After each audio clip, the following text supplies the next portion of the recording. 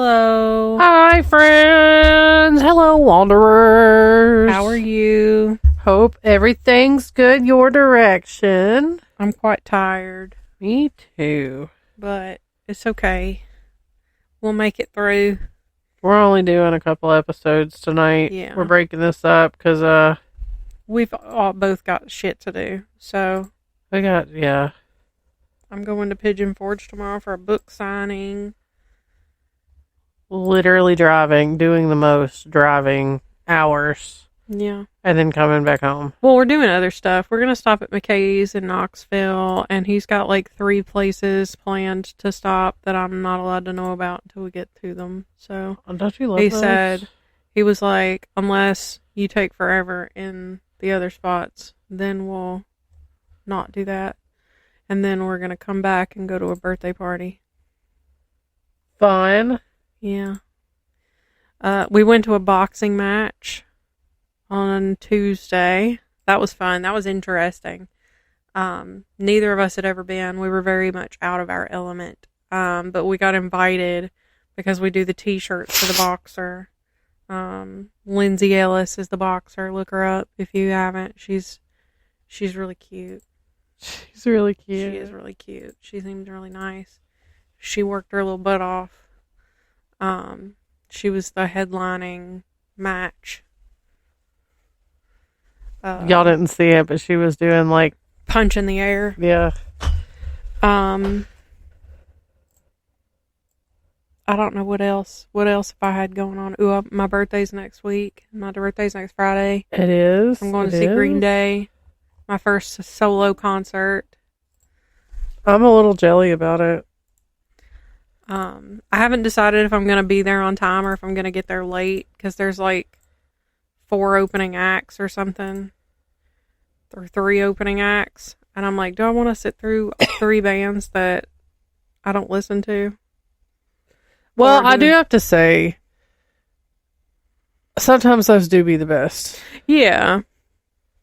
But I know that like Green Day is going to be a long set, like a very long set. Like when I say a long set, I'm thinking like it's probably going to be like Taylor Swift level long because they're playing, I don't know if they're playing any other songs. I think they are, but they're going to play Dookie in its entirety and American Idiot in its entirety. Hell yeah. Which American Idiot in its entirety is like a dream for me. That is my favorite album ever. Don't wanna be an American Idiot. That album came out at like the perfect time for me when I was like formulating my own opinions of life, honestly. Of life, yeah. So I really I grew up on that album. I started to say that was our shit back in the day. So I'm really excited to see that. And then here comes your bestie. Hi, Ziggy. He's like, come on. It's my little Iggy Pop. Come on, man. Come on, man. If you had food, he'd be on you like stink on shit. Come on. So we've like had a joke the past few nights because like he'll walk up. He doesn't really bug me when I'm eating, but he'll try and get in Danny's food, and I think it is the funniest thing. So the other night he like walks up and he's like looking in Daniel's plate, and he's like, "Come on, man." Come on, man. We say he's like the little crackhead at the gas station. Come on, man.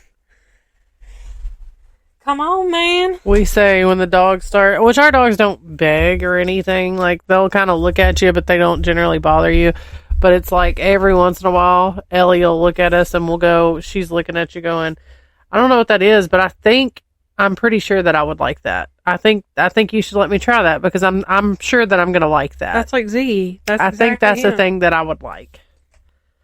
He's like Whizzer from that 101 Dalmatians, but he and you wouldn't think. I just heard his belly go whoop. Also, too, this cat has the stinkiest farts out of anybody I've ever met. He almost is worse than Daniel. Oh. Almost. He has the stinkiest poots. Y'all gotta hear me sniffing. The allergy season is upon me. We got everybody coming in here. Now we just need Lil Cat. She ain't coming. The other 3 are in here. Ziggy, I think you pooted. Stinks. Something stinks. So I think since the last time we were on here, I went to a concert. Yeah, how was that? It was so good. It was so good. So we went to, headlining was Hailstorm. And so it was Fit for a King, which I think I had heard of them, but I had never listened to them. I've never heard of They're so good. I mean, you can tell they're kind of new. Mm-hmm. I feel like they said they'd been doing it for like 10 years, but like it takes a while, you know. Yeah. But I thought they were pretty good. There were people there that knew their songs. Mm-hmm. And then it was Hollywood Undead, which I fangirled. It was great. It was so good. They brought out their kids, some of their kids. Aw. There was 2 of them that were like real young, like like Easton or younger. Oh wow! And they were out there mid stage. One of the songs, tearing it up, going to town, dancing, having a great time. Cute. And who would have thought? Right? They live here in Nashville. Really? In Cool Springs. Oh, ish. Wow. I'm pretty sure. Huh? At least a couple of them. Yeah. There was one guy. California probably got way too expensive. Right. Well, I told TJ, one of the guys reminds me of one of his best friends. Mm-hmm. Tall, lanky, goofy. Mm. And then after them was I Prevail. Yeah. That was fantastic. I don't know a whole lot of their songs. I've listened to them. I'm the type of person though, like, I think I've only listened to 1 or 2 of their songs. Well, I'm the type of person that I'm gonna listen to music, but a lot of times I'm listening to music while I'm doing other things, so I'm not really paying attention. So I've heard the songs, but I don't know the words. See, I'm the opposite. I'll listen to the same song 30 times until I know all the words. Because you have the tism. Yeah. But they were really good. They were like really good. They're like, because you've got like the like in between songs they'll have like something. Sometimes they'll have stuff on like the what is it called, the like the background where it's got like the stories or whatever. Like sometimes they'll do a little thing. Theirs was almost concerning. Like honestly, was almost like would have been the perfect setting for like a mass murder situation. Oh. It was almost concerning, but it was good. It was a good show. I was very disheartened though, because a lot of people left right before Hailstorm got on. Really? Yes. Oh, wow. She didn't play the 2 songs that I wanted her to play, but I mean, still, I swear I'd listen to that woman sing the ABCs and be happy with it. Yeah. Like, she's got a voice. I love her. But it was a great time. It was a great show. We got home extremely late on a Sunday night, but that venue was really cool too. Like, was it? I will never turn down a concert at that venue. Was it the one in Franklin? Yeah. It was so good. It was so good. But it was a pretty cool experience. We took my oldest. She loved it. Had a great time. T-shirts provided by Daniel. Yeah. They were... I had him make me a Green Day shirt, too. They were comfortable and amazing. And while I exclusively wear black shirts 98% of the time... Yeah. Should have asked for a non-black shirt because it was so freaking hot. Is that an outdoor venue? Or... Yes. Oh, okay. Like, at one point, really thought I was about to pass out. Oh, wow. It was so hot. I was so sweating. See, that's what I'm worried about Friday, is it being hot. Because I planned on wearing jeans, but if I got to wear shorts, maybe it'll cool off by then. I hope so. It hasn't been too bad lately, but... It's supposed to get hot over this weekend. Yay. Hold on, I'm going to look it up, see what the weather's supposed to be. But yeah, it was a really cool situation. She's over here. She locked eyes with Ziggy and was like, "You're in my spot." TJ was very thankful for the fact that his shirt was in fact not black. We spent so much money on water, and all they had was because they don't want to use plastic. Mm-hmm.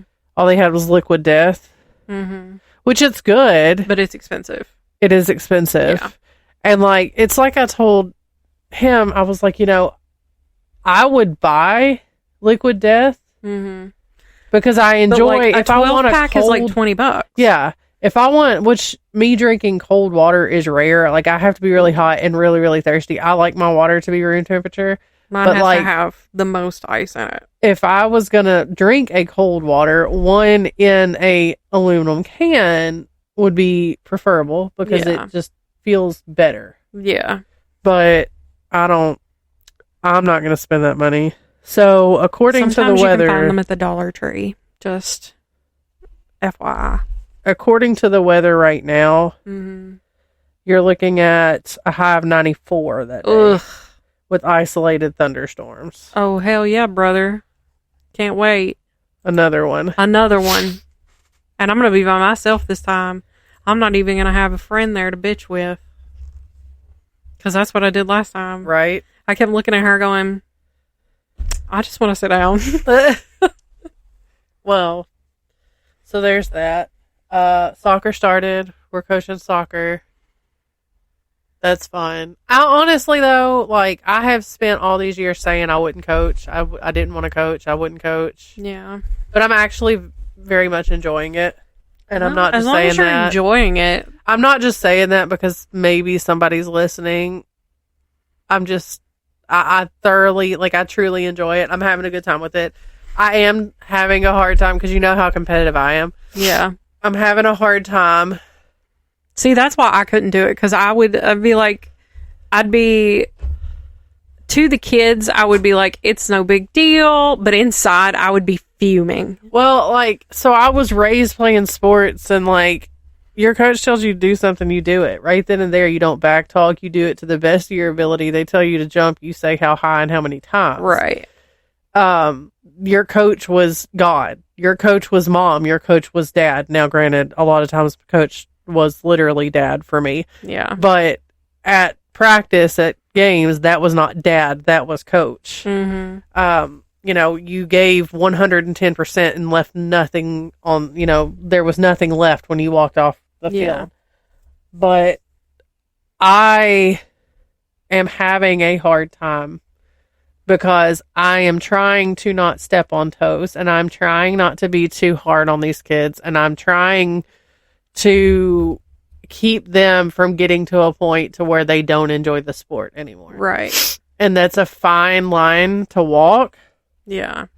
Because I've had a coach that positively ruined basketball for me. Yeah.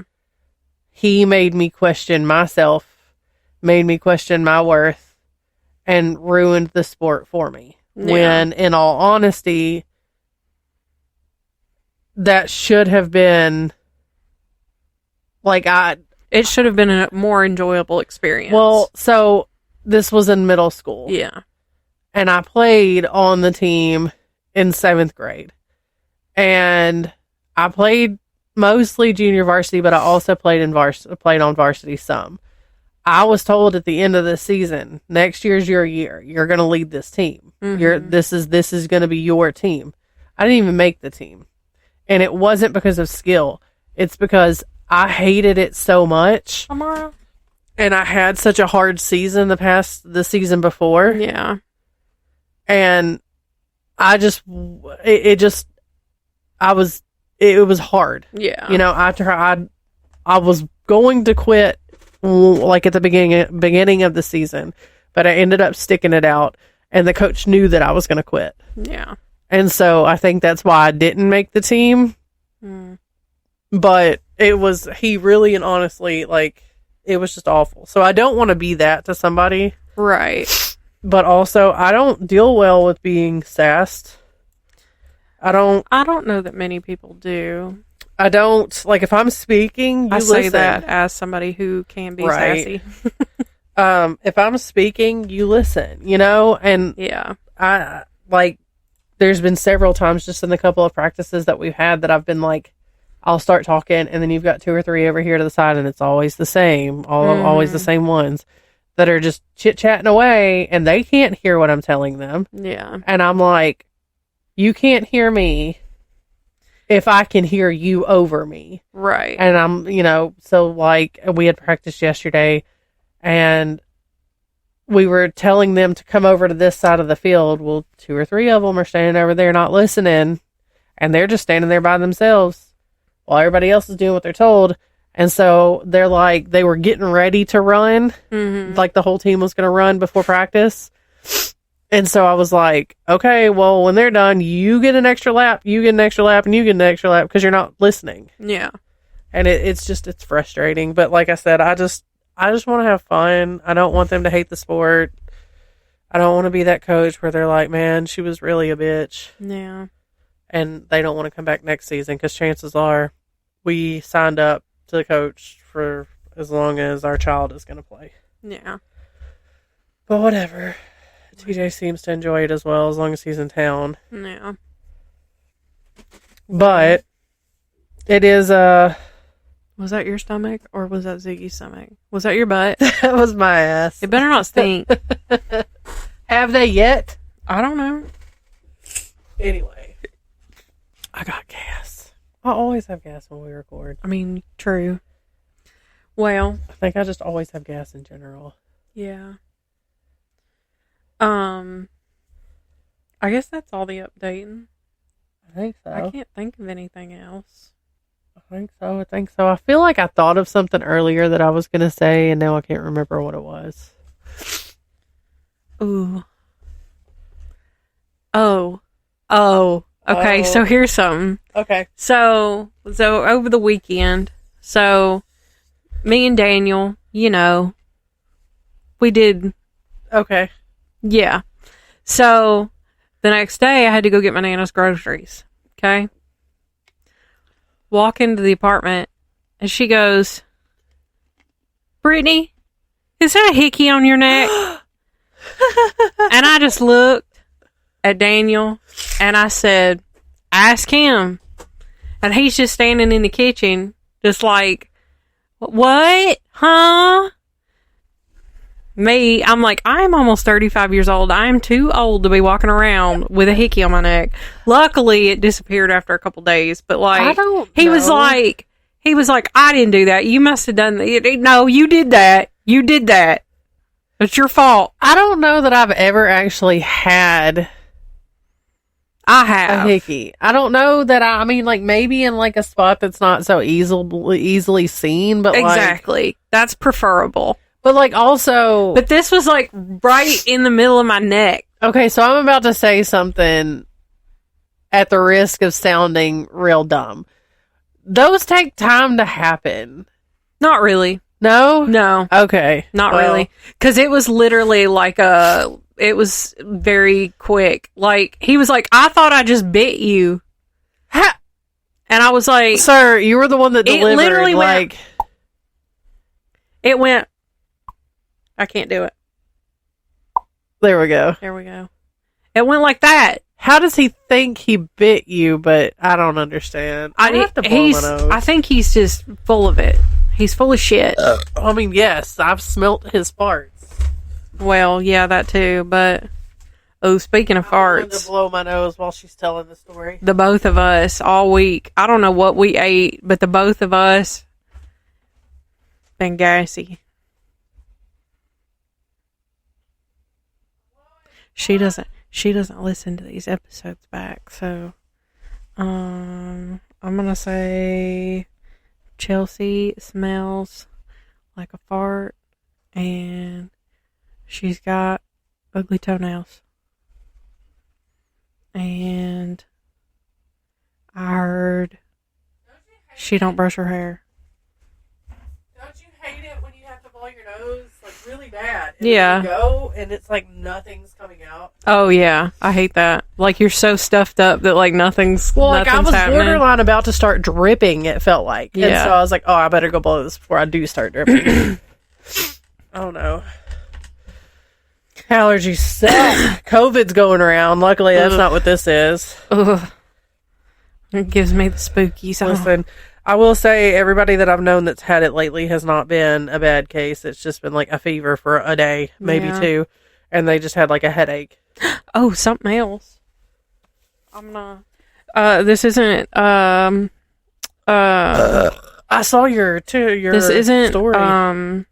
A paid advertisement. Yes, this isn't sponsored, but if you are a reader and you like a good revenge story that's also a mystery, that's also a ghost story, you will love this book. It's called Here Lies a Vengeful Bitch, and it's by Cody Crowley. And I haven't read a book in months. Like, I have not picked up a physical book and read it in months. I had to get an Audible subscription because I can't sit and read a book. I read this book in 3 days. Is it on Audible? It is on Audible. It's not part of the subscription. Like, you'd have to pay extra, or unless you have the, like, a higher level of subscription than I do, you get a credit a month, which I think I might upgrade. But just because I'm trying to finish the ACOTAR series. But yeah, that book is so good. It is so good. I want to read it again. And then I want to make a TikTok about it. So if you follow me on TikTok, or if you don't, do it. I'm British Knitter. I started a new TV series. Did you? I finished Grey's. I finally finished Grey's Anatomy. Well, I'm caught up with Grey's Anatomy until next month. Because the new season comes out. Starts. It's still going? Yeah, girl. Oh my God. The new season starts next month. So I'm caught up with that. I will say, as in many shows, when you know that the show's about to be done, the last couple seasons kind of suck. They start dwindling down, and that's where usually we're at. they bring in a baby for some reason, or a small child. I'm trying to think if there is one of those coming. Maybe. Anyway, that's what happened on Roseanne. It's starting to kind of do. That's not what happened on Supernatural. I mean, kind of to a point, but... No, but I feel like because the show was Supernatural could not have ended in a better way, to me. I still haven't watched this season. Bitch. I need to. I always get close to it, and then I restart it, because I really like the earlier seasons. Yes. But, like, the show was originally supposed to end after season 5, like at the end of season 5, and I feel like if it would have been totally fine. Yeah, but because like I did not need to see their mother come back. I did not need all of that. It started getting kind of sloppy at that point, but I think like the last couple of episodes kind of especially that last episode.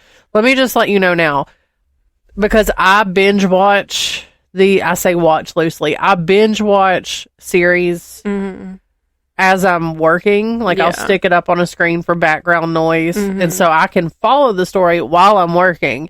So I did not realize, keep up with where you're at on that last season, because I did not realize that I only had one episode left to go. Yeah. And so I turned off the thing for the day on this day, and then I was like, okay, I'll pick it up in the morning. 8 o'clock in the morning, and I'm bawling like a baby back bitch. And I'm like, see, I've heard like mixed things about the last episode. There's a lot of people who did not like how the show ended. I mean, there could have been better, but I think that it was perfect for what it was. Yeah. I really need to watch the entire show in its entirety. I've been buying them on DVD. It would take me so long to do that. Like, it took me 6 months to do it the first time, almost. Yeah. And it took me probably 3, 4, 5 to watch Grey's. But see, because you just watch it while you're working, right? Do you watch it any other time? Not generally. Every once in a while, I like on a weekend or something, or at night if the kids aren't if they're off in their rooms doing their things, and not in the living room with me, and TJ's not home. I go balls to the wall. That's the only thing I watch. That's my entire personality. Well, true. But you can't really watch stuff like that while you're at work. Not really, but like I could put it on my tablet and put my headphones on and ignore Daniel and all the customers for the day, which would be honestly glorious. Well, you think that okay, so I'm watching it, or I have it on while I'm working, then I should be able to get through 8 episodes a day for an 8-hour shift. But that's not the case because I have to stop it because I've got to make phone calls, or I've got somebody calling, or, I've got something that's really demanding all of my attention, or, But then, like, if I'm home all day on a Sunday by myself, that's all I'm going to watch. There was something that me and the kids binged in a day, like a whole season in a day, and I can't remember what it was now. But also, maybe it was TV shows now the seasons aren't as long as they used to be. No. Like when Supernatural first came out, that was like 20 episodes a season. Yeah.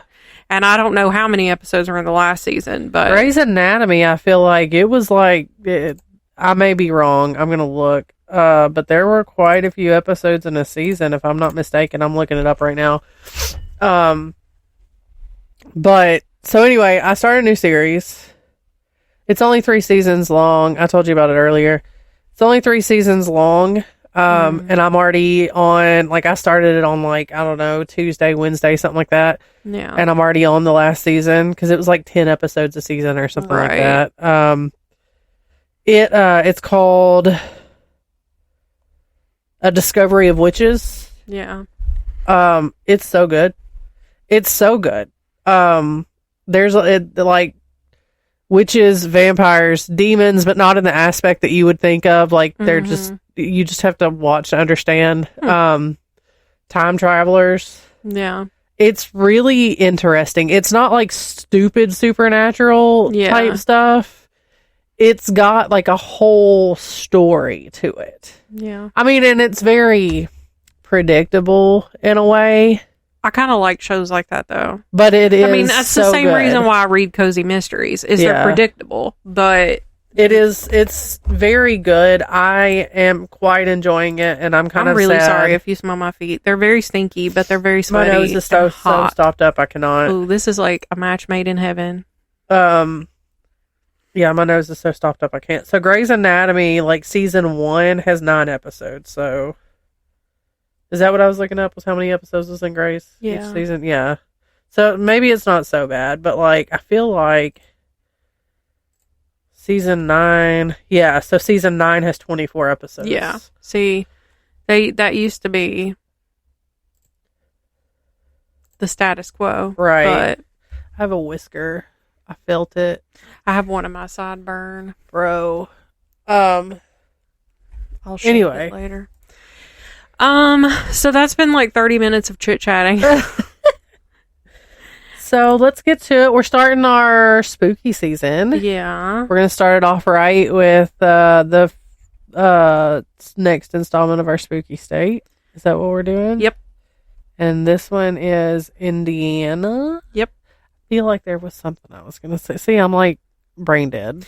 See, whenever we said last month, we were like, okay, Indiana's next. And I was like, I feel like this one's going to be boring. Because Indiana is a boring There's state. A lot. There was so much. Now, I will say, yours is a little bit, your episode notes are hella longer than mine. Well, see, I had a couple of, like, short stories. Like, my first story doesn't even take up the whole first page. But, and you have one more story than I do. I was going to have the same amount of stories, but, I finished it last night. And I got to this last one that I did, and I was like, I'm done. Yeah. I'm one day I will get my shit together. It's okay. And I will write these episodes and have time to spare. This is like the first time I've ever done it. You've been done. I've had all of these episodes done since like the first week after we recorded the last. So we had the next 4 episodes planned out, like what we're gonna write. She's done. Yeah, she's done. I have 2. Well, and then she saw my notes for this episode, and then she goes, "Did you write the whole episode?" And I was like, "No, those are just my notes." She was like, "It's 31 pages long," and I was like, "Yep." It's 29 if you don't count your pictures and stuff, but I like having the visuals. I included a couple pictures in mine on a couple of the stories, but on all but 1, 2. Okay, so I did half and half pretty much. Anyway, You want to go first? You want me to go first? I'll go first since Okay. I've got one more than you do. I believe you do, but I have 5. I don't know how many I have. Okay. 1, 2, 3, 4, 5. I also have 5.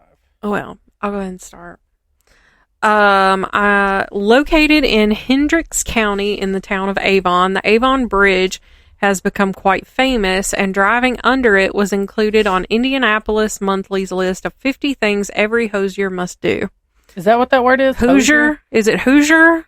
I've always said Hoosier. I think it's Hoosier. It might be Hoosier. You said Hosier. Hosier, like the musician. Like Hooer.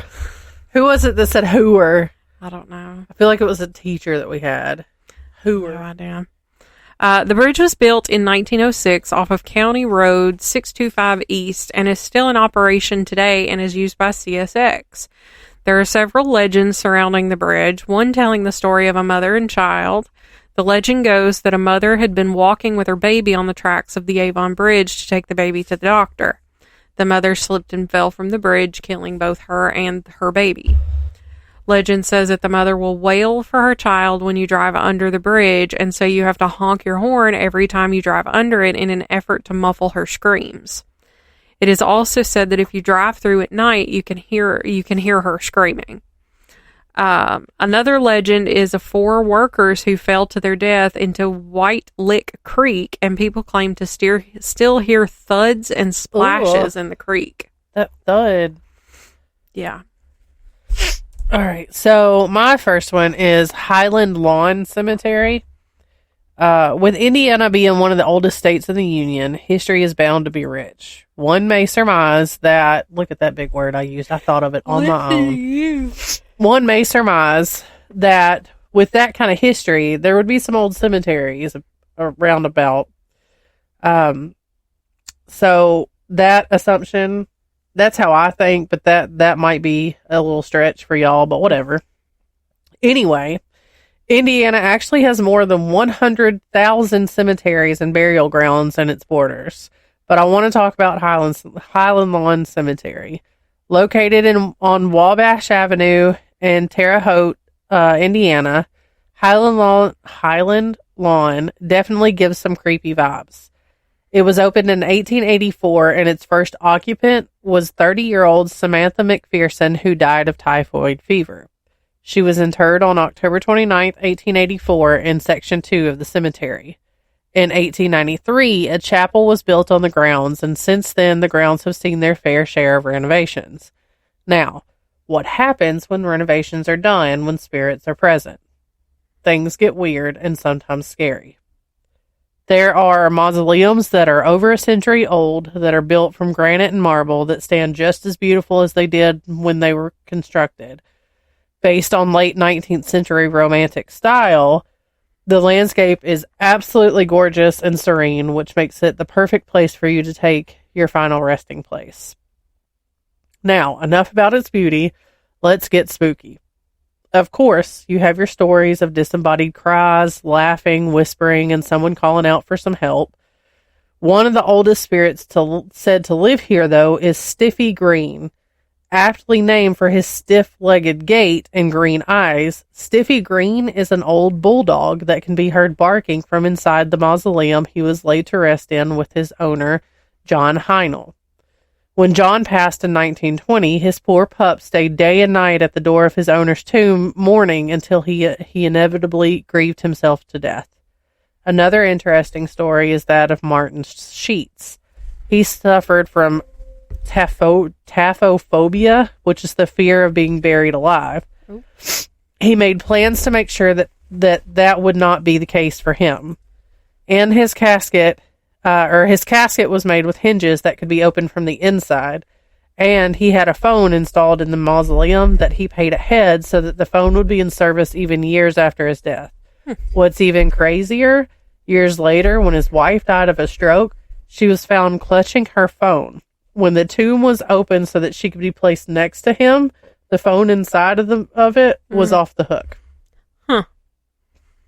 So, That's cool. I included pictures. It is quite gorgeous. Bury me with my cell phone, please. That won't I'd be like to charged make a but for like call. 2 days. Whatever. I do remember. So the girls brought up Bloody Mary the other day. So the Bloody Mary story, we've discussed it on here. Wasn't that the one where the girl was buried? There's a couple of different versions of it. But well, Maddie was asking me if it was like the Bloody Mary like in England or whatever. You know what I'm talking about? That's one theory. Yes. Okay. So I couldn't exactly remember, and I almost pulled up like the episode notes so I could tell her, but yeah. There's several different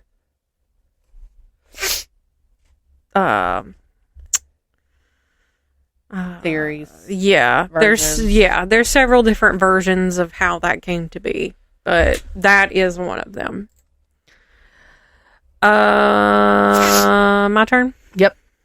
Built in 1899 by Dr. John Gibbons and his wife Jessie, Whispers Estate was used as the doctor's office on the first floor, which it was not called Whispers Estate then. It was just their house. Another source I have listed says that the home was originally built in 1894 by Dr. George and Sarah White, but they sold it to Dr. Gibbons and his wife in 1899. The couple were known to be generous to their community. The couple could not have children of their own and soon adopted 3 orphaned children. According to local legend, one of the children the couple took in was a 10-year-old girl named Rachel, who ended up starting a fire in the front parlor of the home. She had snuck out of bed to peek at her Christmas gifts on Christmas morning, which were right beside the fireplace. Rachel had gotten too close and accidentally caught her clothes on fire. She was badly burned and died 2 days later in her bedroom upstairs. Rumor has it Rachel is still there and haunts the house even today. Some say that they have caught glimpses of her running around the house. Some disembodied footsteps that have been heard have been attributed to Rachel, as well as they are small and light-footed steps, so that's why they're attributed to her. There was a group of women who felt some compassion toward Rachel and brought her a doll and left it in what used to be her bedroom. But a while later, the doll was said to be found at the foot of the stairs, smelling like smoke and showing signs of being slightly burnt. Other deaths that have occurred were that of the Gibbons' 10-month-old daughter Elizabeth, who died in the master bedroom. The cause of her death really being unknown, but it was reported as cot death at the time, or what we call SIDS now. Just 2 weeks later, Jessie Gibbons would become very ill with pneumonia and pass away herself. In the master bedroom where both Elizabeth and Jessie died, guests have reported waking to the sound of labored breathing and coughing. One of the most common reports from this room is that the closet doorknob will jiggle frequently and then suddenly stop, and the closet door will open. Ew. This has been reported as occurring 5 times over the span of minutes, with the guest having to close the door every time. Also in the master bedroom, people have reported the strong scent of baby powder and the sound of a baby crying. Others who have stayed in this room have reported that they will feel as though they are suffocating, as if someone is sitting on their chest. The Gibbons family is not the only family to have experienced loss in this home. A man who lived at the estate in the 1960s died in the upstairs bedroom or bathroom, and later a young boy died after he fell down the front staircase. The spirit of the young boy has been allegedly picked up by psychics on several occasions. It is said that you can feel the grief that is held within the home. Guests who have stayed on the 3rd floor have reported waking from awful nightmares and have been awoken to the sounds like someone is attempting to break into their room in the middle of the night. There have also been claims that there is a portal that runs from the front parlor into the 3rd floor room / attic space, and this room is said to be the heart of the house. Some guests have said that they have seen beds and couches visibly shaking, with some beds shaking with guests in them. Guests have reported feeling earthquake-like tremors in the doctor's bathroom. And in other parts of the house, it'll smell like cologne, aftershave, cigars, meat, cabbage, and dirty medical bandages have also been noted. What does that smell like? That's what I want to know. I guess blood, which would be like a metallic smell. All I can think of is like the way Band-Aids smell. Yeah. Like the plastic ones, you know? Yeah, I could see that. A shadow has also been known to lurk throughout the house, but is most commonly seen in Dr. John Gibbons' former office. The shadow figure is called Big Black, which when I typed that, it made me think of Rob Dyrdek. And psychics claim that this figure is not of this world. The hood turtle. During a renovation and restoration of Whispers Estate in 2006 to become a bed and breakfast, the crews working would report strange activity. And one of the primary reports was that of disembodied whispers all over the house, and that is how it became named. It got its name Whispers Estate. It has been said that if you hear heavy footsteps, to be cautious, as this sound is often associated with growls, pushing, scratching, and even biting. Another claim by some psychics is that there are at least 4 graves in the backyard. There is also a pit grave where amputated limbs, internal organs, and aborted fetuses were said to be dumped. Oh. Dr. Gibbons himself is also said to still be in residence, and that he is known for whispering in the ears of young women and will touch and grab them inappropriately. Okay. There have also been claims that there is a portal. Okay, I already read that. Guess who on the 3rd floor guess who have stayed there? They've had terrible nightmares. The home is a paranormal attraction now, with ghost tours offered for one day on the weekday. You and a group of 9 of your dearest friends can investigate for $200, or on the weekend for one day, you and a group of 9 of your dearest friends can investigate for $300. And this goes from 8 p.m. until 4 p.m. or 4 a.m. And there is a GoFundMe that is on their website that says the Whispers Estate has been dealing with roof leaks over time, which were only recently noticed by our new owner. While the damage is currently minor, delaying the replacement could lead to costly repairs down the line, posing a significant financial burden. Despite our country's economic difficulties, Rich Ballard has consistently kept prices low by relying on volunteer efforts for improvements such as installing air conditioning. Unfortunately, insurance does not cover the roof, and recent storms have exacerbated the urgency of the situation. To address this, we have launched a GoFundMe campaign with the goal of raising $25,000 for a new roof.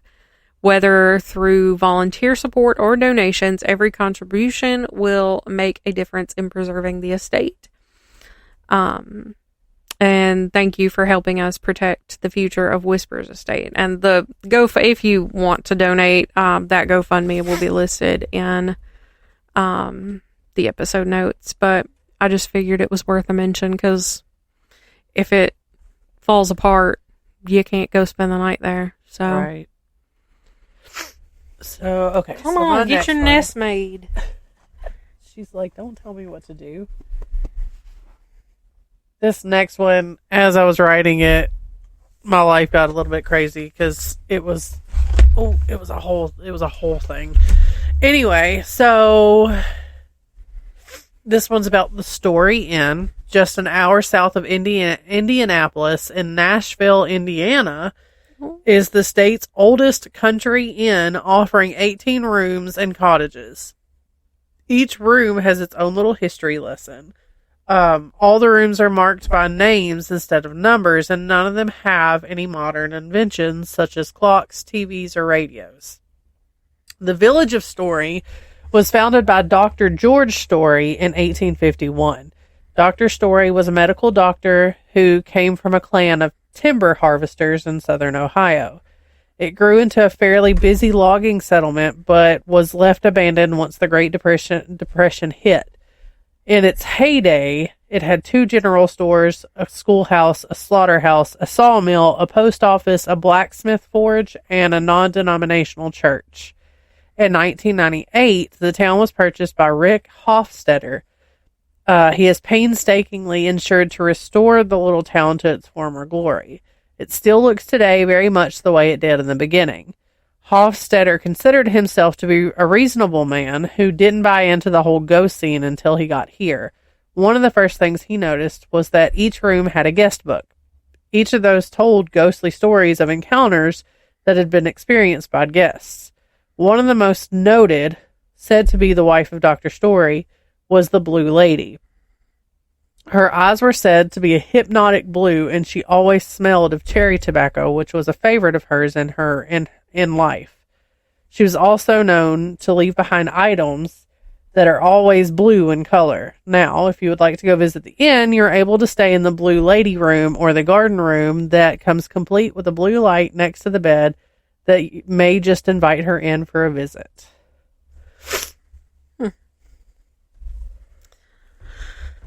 Alexander Hanna was born in 1821 and was raised in Wayne County, Indiana. He apprenticed as a harness maker and started his own business making harnesses. I'm assuming this is for horses, but you never know. You don't know. They could have been BDSM situation. You never know. He was well known for his adventurous spirit and left his successful business and headed to California in 1850 to try his luck during the gold rush. He made decent money as a prospector and became part owner of a barley and vegetable ranch in California for 5 years, where he learned how to grow food successfully. He sold his interests in the ranch and moved back to Indiana and worked for the Indiana Central Railroad, where his father, Samuel, was the president. He would go on to purchase 240 acres of land from his father and started a farm where he used the latest in scientific techniques in agriculture. He also raised animals, and his crops were very successful. Alexander built his forever home and called it Hanna House. Alexander was very anti-slavery, and before the Civil War had even started, he would hide runaway slaves in the mansion's basement until they could be moved to the next Underground Railroad spot. Alexander was a bachelor for 51 years before he married the love of his life, Elizabeth Jackson, in 1872. In celebration, he made some additions to the home, including a smokehouse, washhouse, milk cooling room, summer kitchen, and servants' quarters. He lived a very peaceful life here with his wife, and they had each other during the tragedy of the miscarriage of their unborn child. There is a small unmarked grave in the family plot buried with Elizabeth and Alexander Hanna, and it is thought that this was a stillborn child, but it is not confirmed. In his later years, Alexander was elected to public office and served in the Indiana General Assembly, and would also serve in other positions such as postmaster, sheriff, and clerk of the circuit court. Alexander became a widower in 1888 when Elizabeth died, and he died in 1895, and Hanna House was put on the market. After 4 years of the house sitting empty, it was purchased by Roman Oehler, a jewelry businessman, and he purchased the home and 21 acres surrounding it. Oehler's daughter and her husband became the third owners of the home and remained there until 1962, when David Elder took over as caretaker, but he did not live there. David was the first person to suspect that there may be some unseen residents, as he did take care of the home for 6 years. While working in the mansion doing some standard upkeep, Elder heard a crash of breaking glass, described as though a shelf of jars was knocked over in the basement. When he rushed to see what the commotion was, he found nothing amiss, but he did notice that there were some fruit jars being stored in the area where the slaves were allegedly killed in a fire and buried many years prior. This was the first, and I did make a note that this was the first I had read about this incident with the slaves, and have not found anything to back up that story. From 1968 to 1978, a couple named Mr. and Mrs. O'Brien moved into the mansion and opened an antique store in part and lived in the other part of the home. The supernatural experiences in the home didn't really ramp up until 1980, when a haunted house-themed fundraiser was held in the mansion, and this was when it became very active. It has been deduced that the spirits haunting the home are most likely that of Mr. and Mrs. Hanna. Some of the other experiences that have been had in the home include, and this is quite a lengthy list, so I might just kind of skip around. So Mrs. Hannah has been seen on the second floor, and she has also been known to create both pleasant and very unpleasant smells. The second bedroom, where Elizabeth is said to have given birth to a stillborn baby, is normally locked and used for storage, but it seems to be the primary point of paranormal activity. And sometimes a horrible scent of rotting flesh will emanate from this room, and it will be so strong that it will make people gag and have to go outside for fresh air. From this same bedroom, sometimes the strong aroma of roses will permeate the air. Some have reported seeing spoons flying across a room, and wall hangings will swing by themselves. The door to the bedroom on the second floor will also swing open at random, even when the door has been locked. Of course, there's been disembodied voices, footsteps, mumbling voices. There are cold drafts with no apparent source, and none of the windows have been opened or closed. Some of the windows will open and close by themselves. The staircase that leads to the second floor was carpeted, but that hasn't stopped the sounds of heavy footsteps and rustling clothing on the stairs. A painter was hired to spruce up the home and reported an unnerving experience of having doors swing open and pictures would slide from their positions as he walked by. He eventually fled the home after a spoon that Mrs. O'Brien had put on a tray flew across the room. But because the first painter had left and refused to come back, Mrs. O'Brien's son said he would come finish the job. But on his first night there, he felt as though he was being watched by an unseen presence and felt overall uncomfortable. On his second night of painting, he brought his wife and 2 daughters to keep him company and help with the painting. While 3 of them worked in one room, the youngest daughter played on the stairs, and they could hear her talking with someone and came to check on her. She said that she was talking with a grandfather-type man that she could see, but nobody else could. Her family watched as she carried on talking with the man. Then she said that Dad, in quotations, was climbing back up the stairs. And after this, the entire family left. There was another experience with the spirit of possibly Alexander Hannah that was reported by Mrs. O'Brien, where she was working on the first floor in the antique shop, and she looked up toward the second floor and was startled when she caught the glimpse of a man in a black suit who was walking across the top of the stairs. She thought it might be a customer who had wandered onto the second floor, and she went to the stairs to guide the man back downstairs, but he had vanished. She also reported seeing an apparition at the top of the stairs, and she said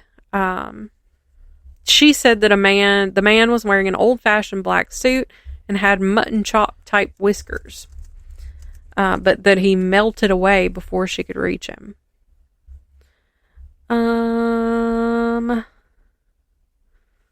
As previously mentioned, there was an annual haunted house hosted in the Hannah House in 1980 as a project of the Indianapolis Jaycees.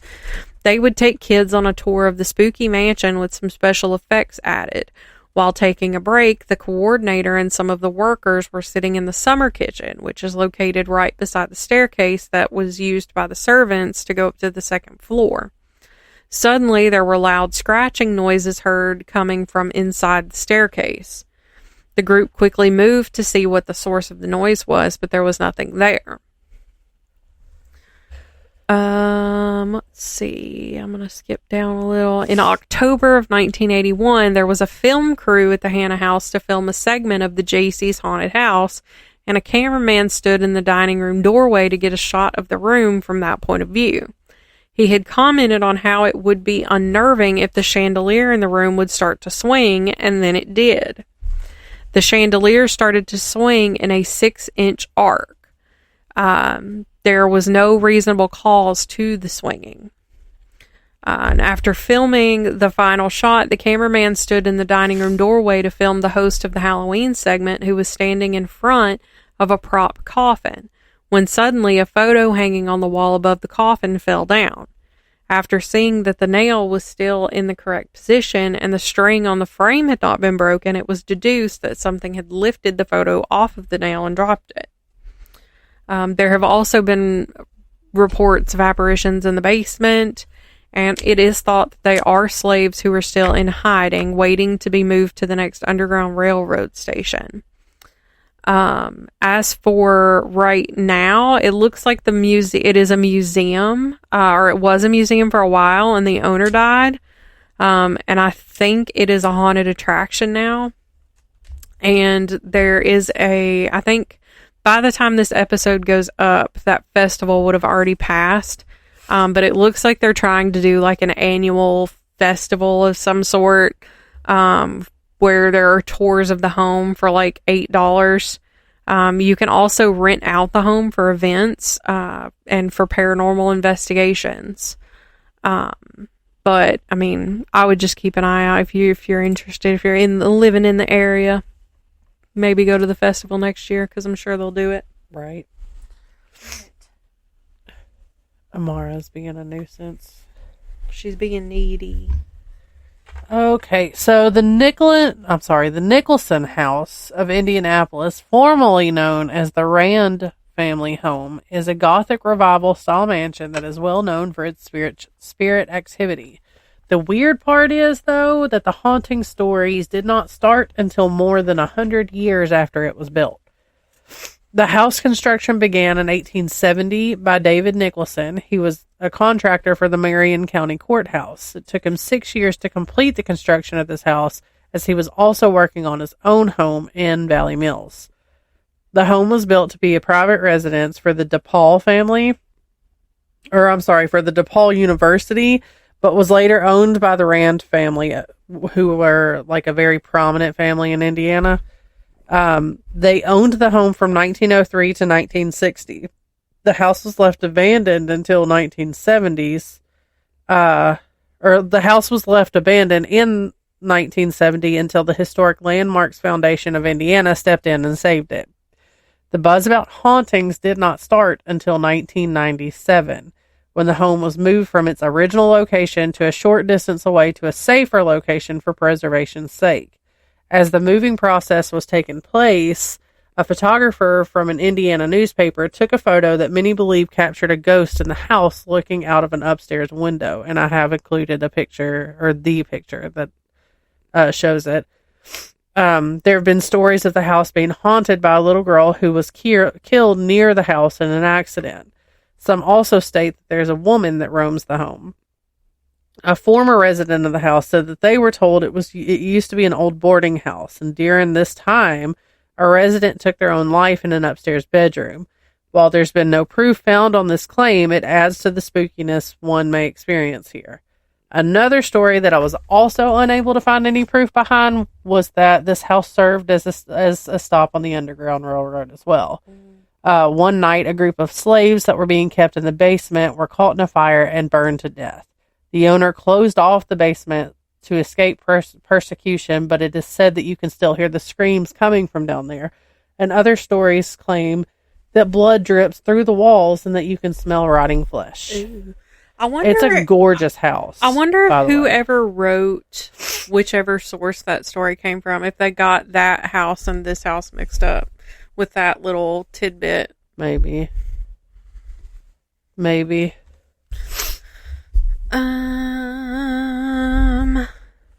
My next story I'm pretty excited about.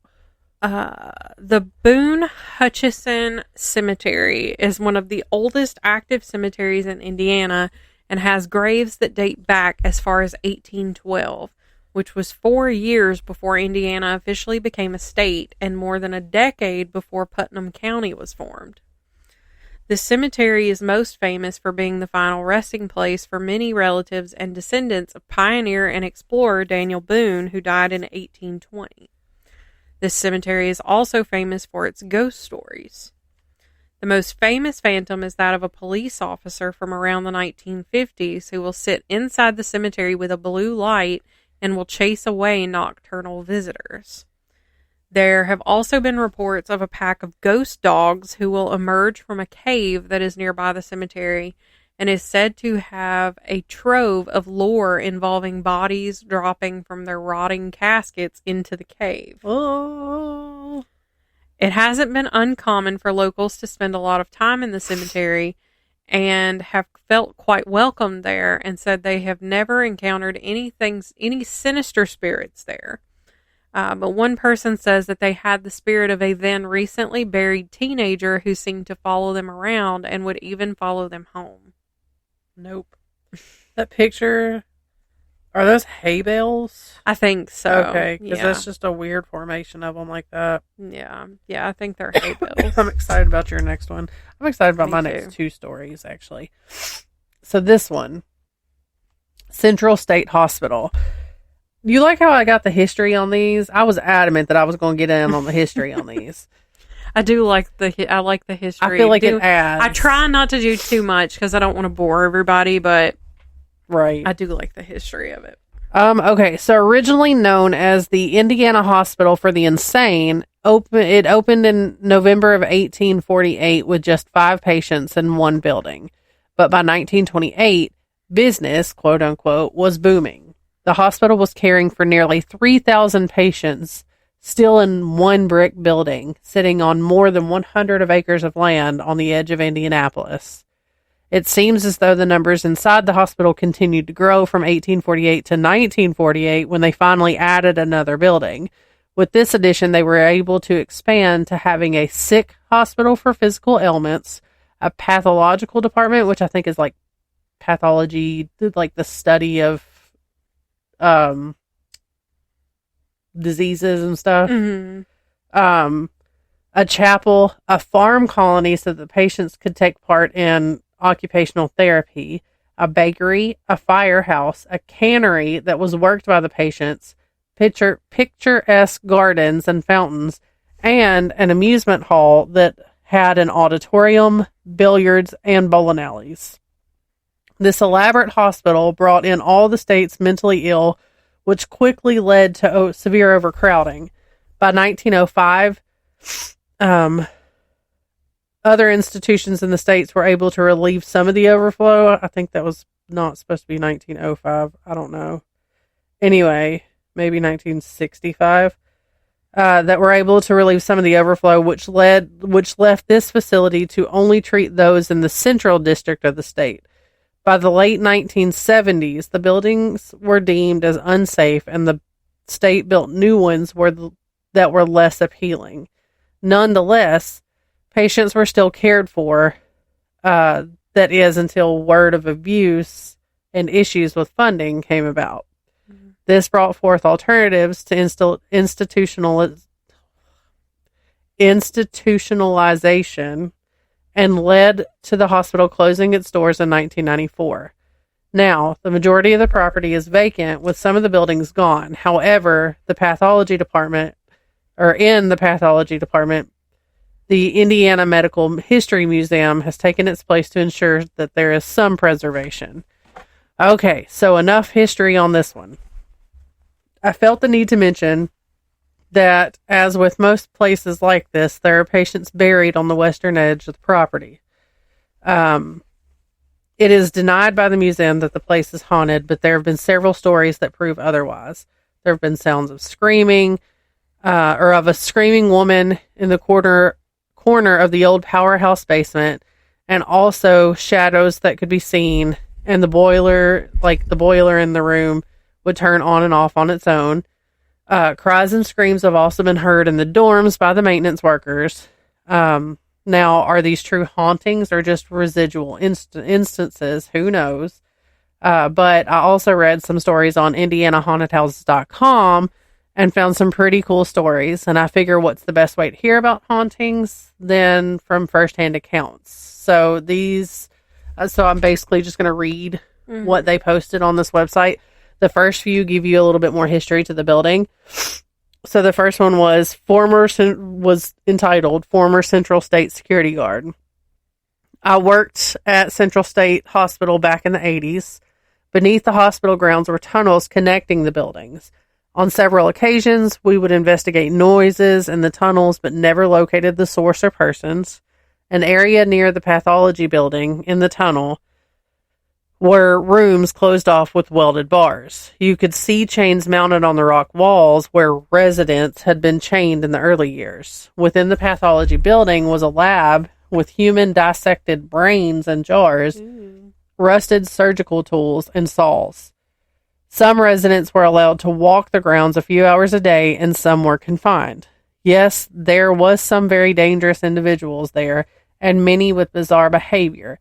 You never knew what you were going to see from one shift to the next. Oftentimes, you would have to disperse patients engaged in sexual activities throughout the grounds, subdue combative patients and suicidal patients. I've seen patients smearing feces on themselves, walls, or throwing feces on other residents or staff. Many were committed there and forgotten. Many died without much investigation into their death. Some of the residents were calm and easy to deal with, and some were criminally insane and dangerous even with medication. The insane and or dangerous were housed in the bar building. The residents of the Evans building were medium risk. I hope this gives you a little more information on Central State Hospital. These grounds hold a lot of history and education, and that was just posted in March of this year. Oh, wow. Another post entitled History of the Asylum. It says, I grew up down the street from this asylum when it was still open, and it was a horrible place. The patients were treated horribly. My great-grandma's uncle was a patient back in the day. They didn't have cures for diseases, and he had syphilis. It eventually went to his brain, drove him mad. She'd go visit. They'd have him chained to his bed. Patients were put in one of the back buildings where they'd run naked, burning each other with cigarettes and run screaming, and the list goes on. The hospital was shut down, and yes, patients with no family were turned loose due to a male nurse murdering several patients. It was all over the news. I remember it all too well. I'd walk by as a teenager, and patients walking in the yard would run to the fence, charging at you, screaming, and even growling. Scared the wits out of me, and that was posted in August of last year. The next one is entitled Just Creepy. It says, I don't believe in the paranormal, but I don't disbelieve either. But I drove by this place once or twice when I lived in Indy. Drove by it during the day and got super creeped out when I did. Not sure if it's true or not, but I was told that when the state shut the place down, they basically just kicked a lot of the patients out without warning. Was told that they abandoned mentally ill patients that the abandoned patients basically became homeless and just started wandering around downtown. Was also told some of the caretakers committed suicide out of guilt of being forced to abandon their charges. And that was back in 2020. This one, a long time ago, I explored here with some friends. We found an open window and I went in and let my friends in.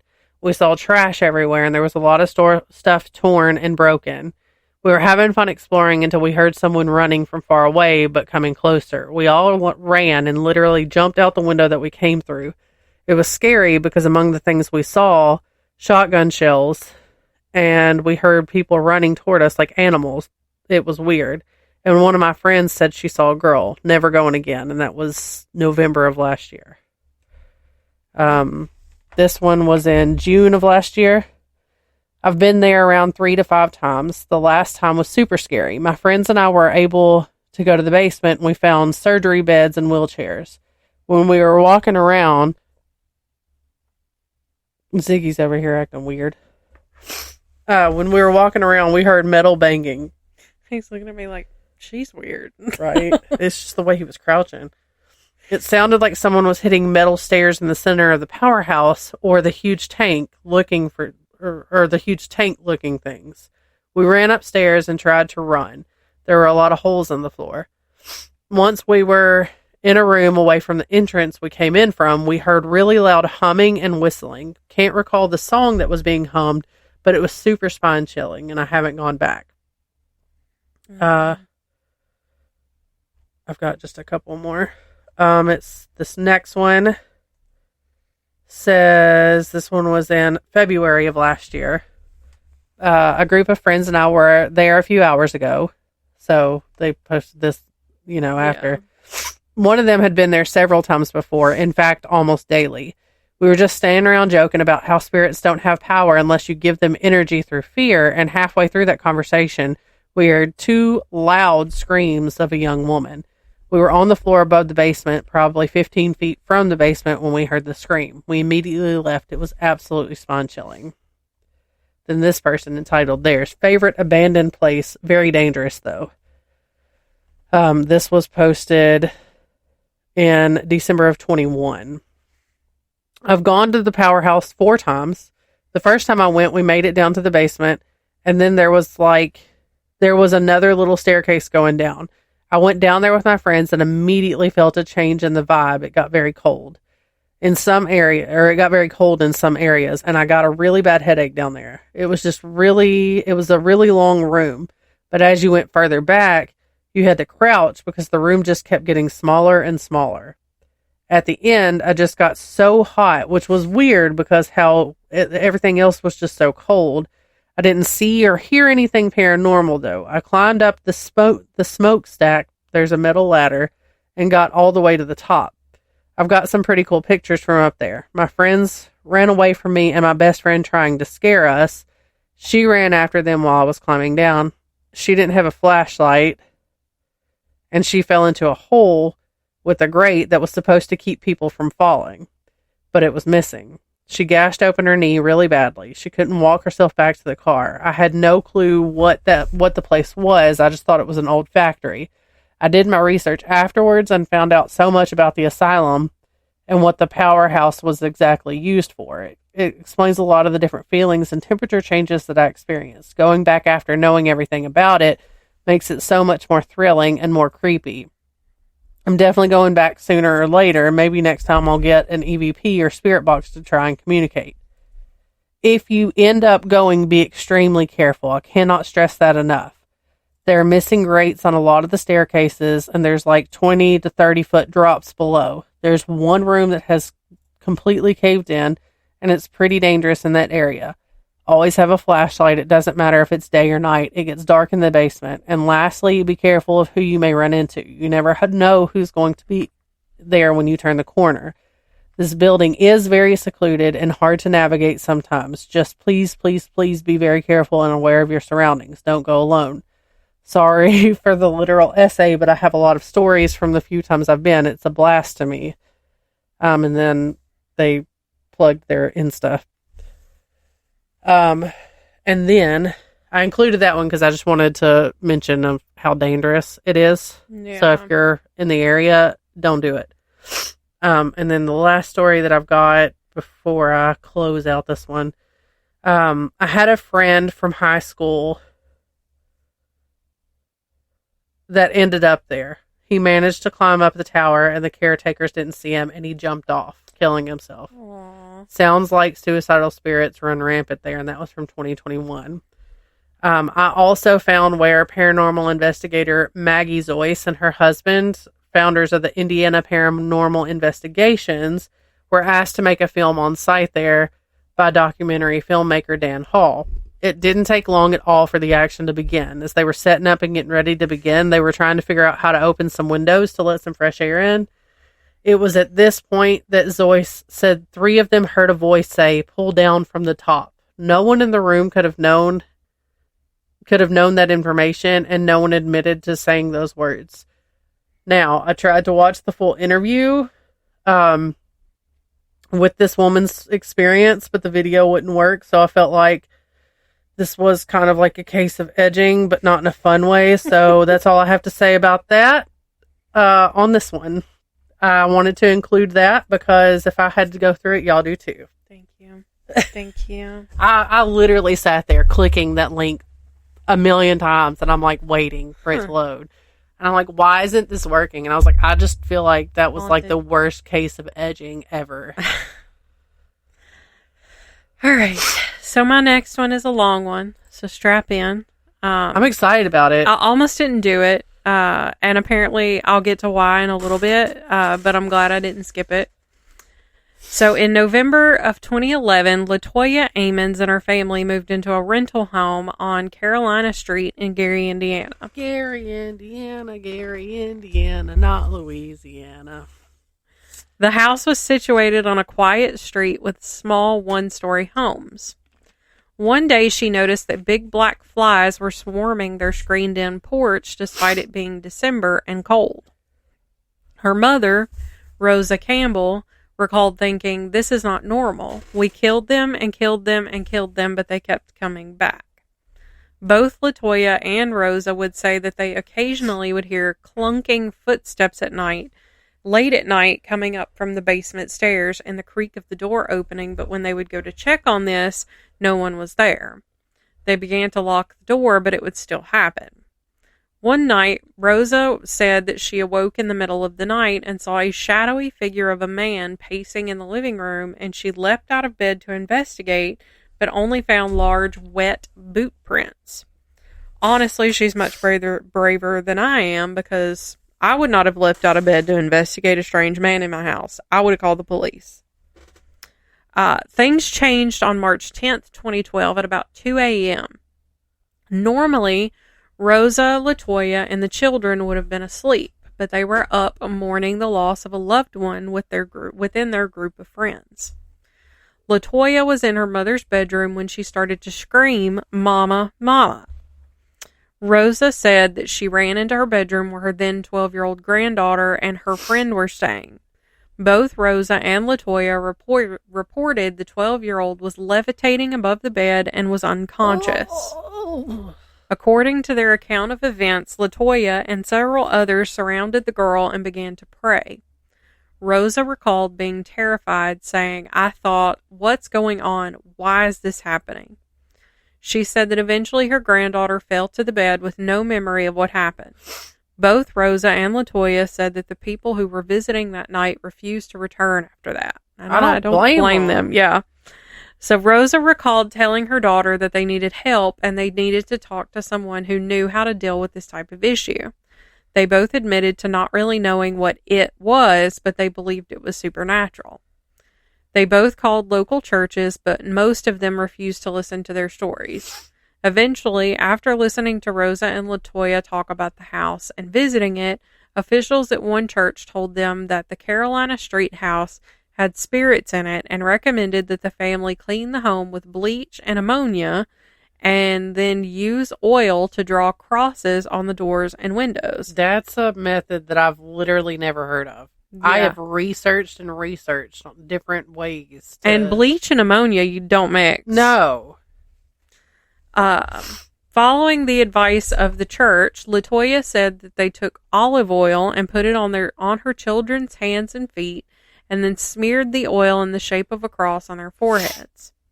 The family also reached out to 2 clairvoyants who said that the family home had been besieged by over 200 demons. Oh. This explanation made sense to Rosa and LaToya as it went along with their Christian faith. Both of the clairvoyants recommended that Rosa and LaToya move, but the family was strapped for money and moving was not an option for them at that time. Instead, at the suggestion of one of the clairvoyants, LaToya created an altar in the basement. She covered an end table with a white sheet and placed a white candle and a statue of Mary, Joseph, and Jesus on it, and she opened the Bible to Psalm 91. She said that she and another unnamed person wore white shirts and wound white scarves around their heads. She also burned sage and sulfur throughout the house, beginning upstairs and working their way downstairs. The smoke became so thick they could hardly breathe, and LaToya drew a cross with the smoke. The unnamed person read Psalm 91 aloud as they moved through the house. "You will not fear the terror of the night, nor the arrow that flies by day, nor the pestilence that stalks in the darkness, nor the plague that destroys at midday." I don't know anything about the Bible, but is that got anything to do with the 4 horsemen? I have not a clue. Because that sounds very 4 horsemen-like. LaToya said that after this, there was no activity at all for 3 days, but then things got significantly worse. The family said that demons possessed LaToya and her children, ages 7, 9, and 12. The kids' eyes would bulge, and they would have evil smiles across their faces, and their voices would deepen every time it happened. Rosa said that the demons didn't affect her because she was born with protection from evil, and said that she and others like her have a guardian who protects them. LaToya reported feeling weak, lightheaded, and warm when she became possessed, and her body would shake, and she said she felt very out of control. The youngest boy, who was 7 at the time, sat in a closet talking to a boy that nobody else could see, and the other boy would describe what it felt like to be killed. Rosa said that once the 7-year-old flew out of the bathroom as if he had been thrown, and that a headboard smacked her granddaughter so hard that she needed stitches.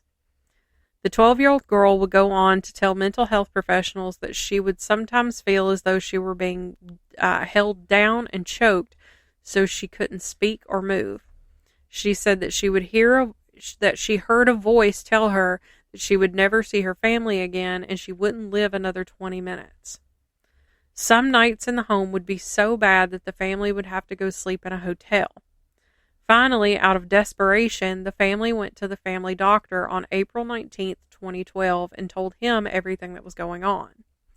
The doctor reported that the whole story was bizarre and said, 20 years, and I've never heard anything like that in my life. I was scared myself when I walked into the room. He said he did not... I don't know. Okay. He didn't want to say anything else due to confidentiality agreements with LaToya, but he did report that the visit was due to delusions of ghosts in the home and hallucinations. He also wrote that there was a history of this behavior. The next events were detailed in a DCS report on the family. One of LaToya's sons began to curse at the doctor in demonic voices and rage at him. Medical staff reported that the young boy was lifted and thrown into the wall with nobody touching him. Both boys passed out and would not come to, and Rosa said that she cradled one in her arms while LaToya cradled the other. Someone from the doctor's office called 911, and 7 or 8 officers and multiple ambulances showed up, but nobody could figure out exactly what was going on. The boys were taken to Methodist Hospital campus in Gary, Indiana, and LaToya said that medical staff laughed at her when she expressed a desire to anoint her sons in olive oil. The boys woke up in the hospital, and the older boy, 9 at the time, acted normal and rational, while the then 7-year-old began to scream and thrash around. Rosa said that it took 5 men to hold him down. Meanwhile, someone had called and reported LaToya to DCS for possible child abuse and neglect. The anonymous caller stated that they believed that LaToya was suffering from a mental illness and believed that the children were performing for LaToya and that she was encouraging the behavior. Case manager Valerie Washington was first assigned to the case, and she went to the hospital to interview LaToya and the 3 children. When she arrived, she found them to be healthy and free of any marks or bruises, and a hospital psychiatrist that evaluated LaToya said that she was of sound mind. During the interview with LaToya, the 7-year-old began to growl and show his teeth, and his eyes began to roll back in his head. The boy locked his hands around his brother's throat and refused to let go until adults pried his hands open. Later in the evening, Washington and RN Willie Lee Walker brought the 2 boys to an exam room for an interview. Their grandmother Rosa joined them. The 7-year-old again began to growl and bare his teeth and stared into his brother's eyes, and in a deep and unnatural voice the boy said, "It's time to die. I will kill you." While the youngest boy was speaking, the older brother began to headbutt Rosa in the stomach. She grabbed her grandson's hands and started to pray.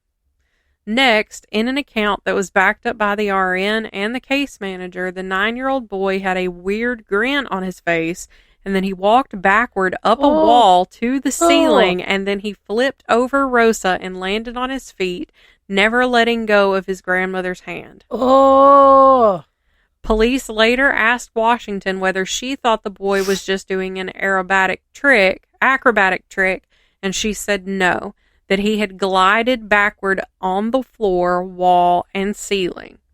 She told police that she got scared and ran from the room when it happened, and said that the RN also went with her. According to the DCS report, the incident was reported to the doctor, and the doctor didn't believe them, so he asked the boy to walk up the wall again and said that he doubted he could replicate it. The boy said that he couldn't remember what happened and couldn't do it.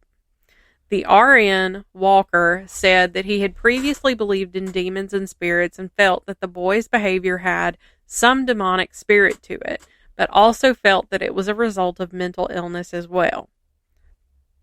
Following this, LaToya spent the night in the hospital with her 7-year-old son, while Rosa took the 9-year-old son and the 12-year-old daughter to a relative's home in Gary. Okay, so, like, I'm real sorry that this is happening to them, but as a relative, I'd be like, y'all ain't coming to my house.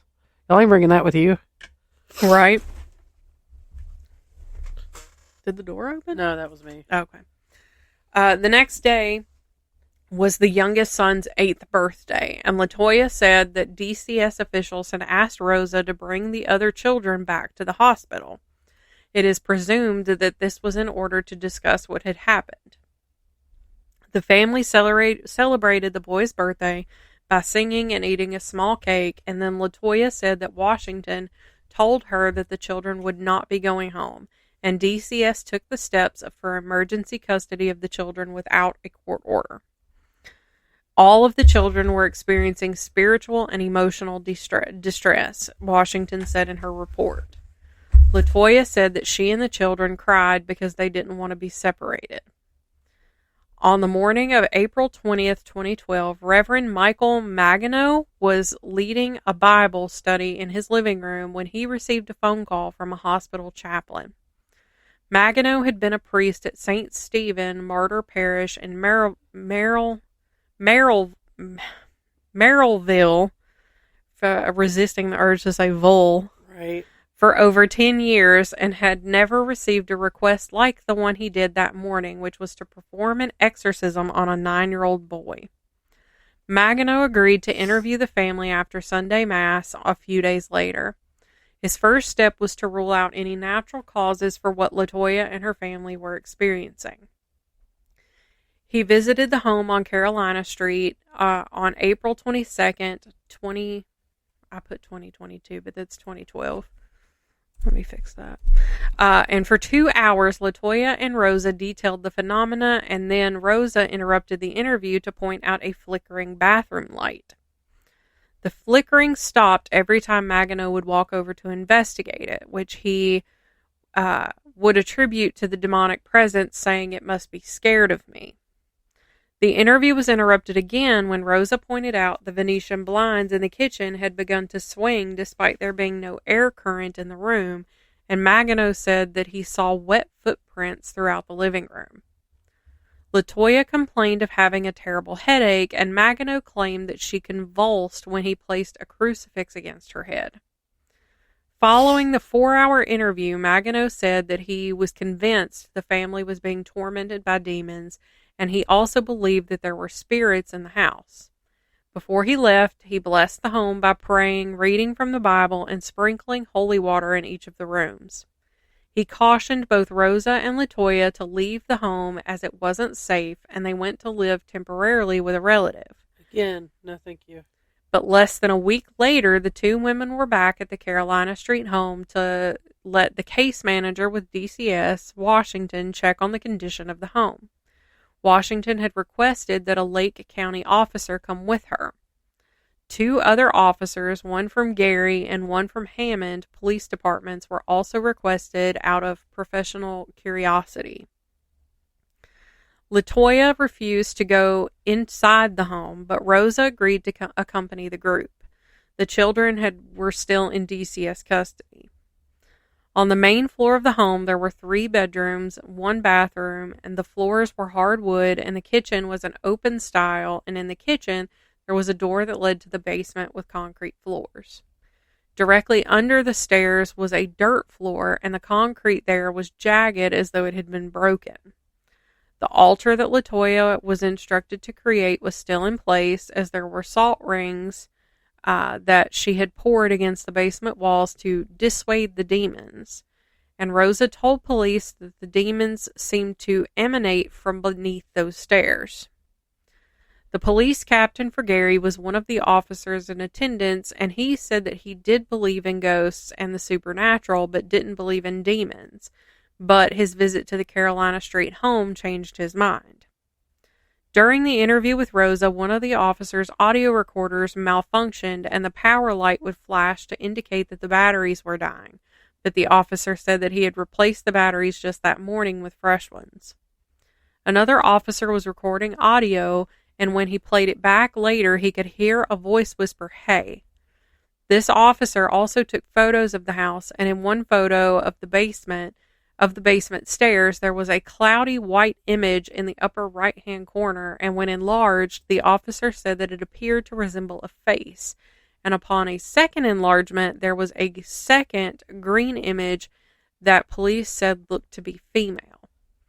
The police captain took the photos on his iPhone, and he said that they all seemed to have strange silhouettes in them.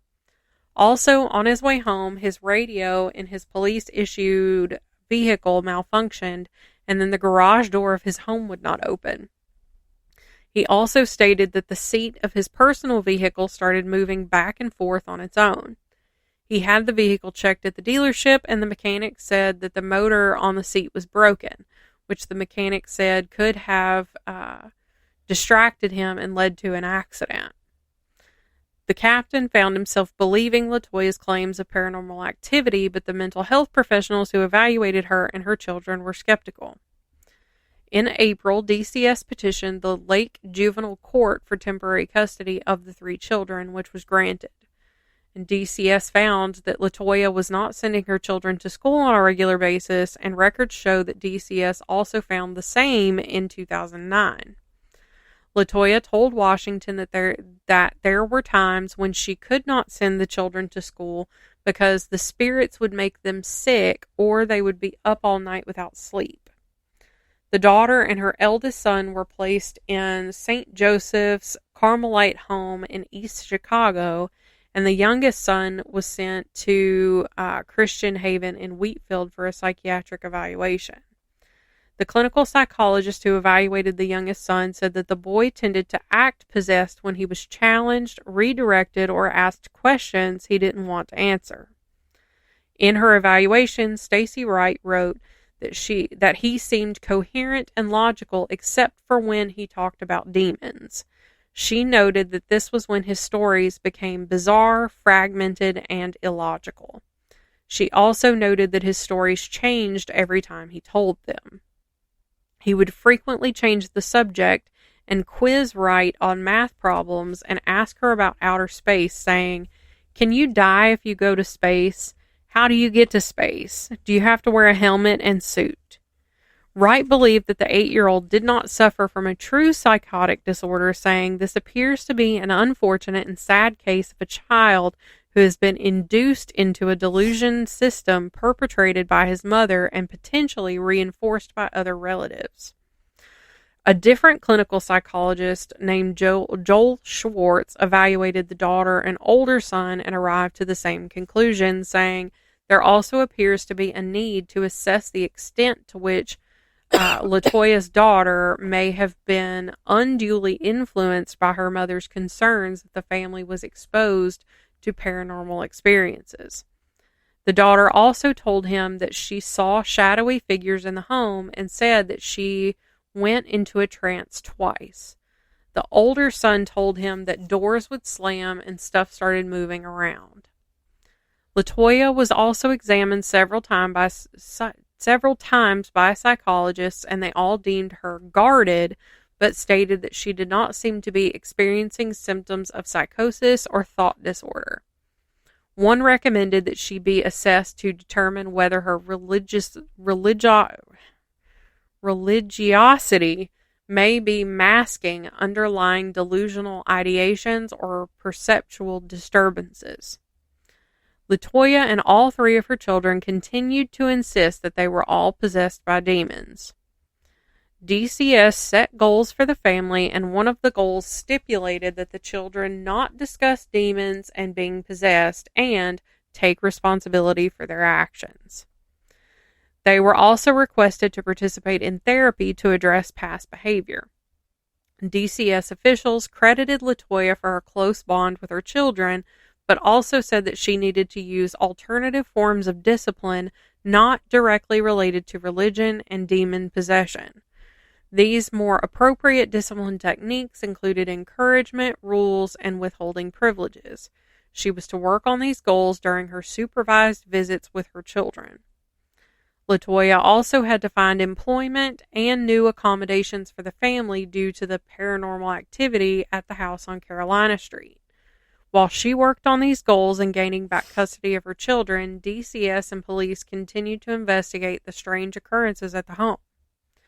The group that went to the home was larger this time and included LaToya, Rosa, the police captain, the 2 officers from the initial visit, as well as Magano, 2 Lake County officers with a police dog, and a new DCS case manager, Samantha Ehrlich.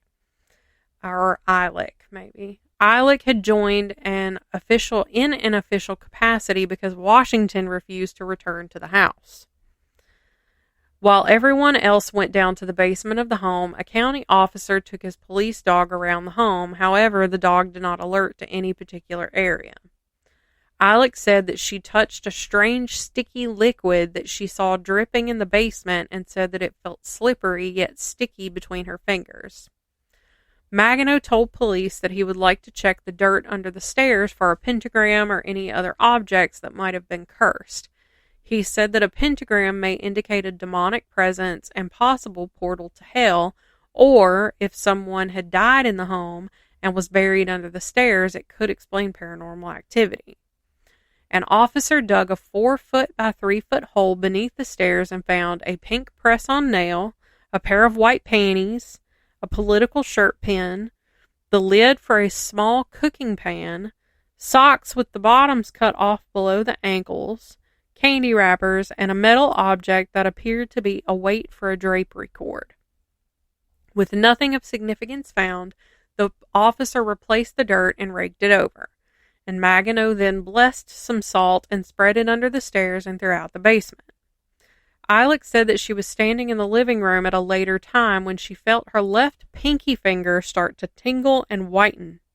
She said that it felt as though she had broken it. And less than 10 minutes later, she said she felt as though she were having a panic attack. Saying she could not breathe, she went outside to wait for the rest of the group.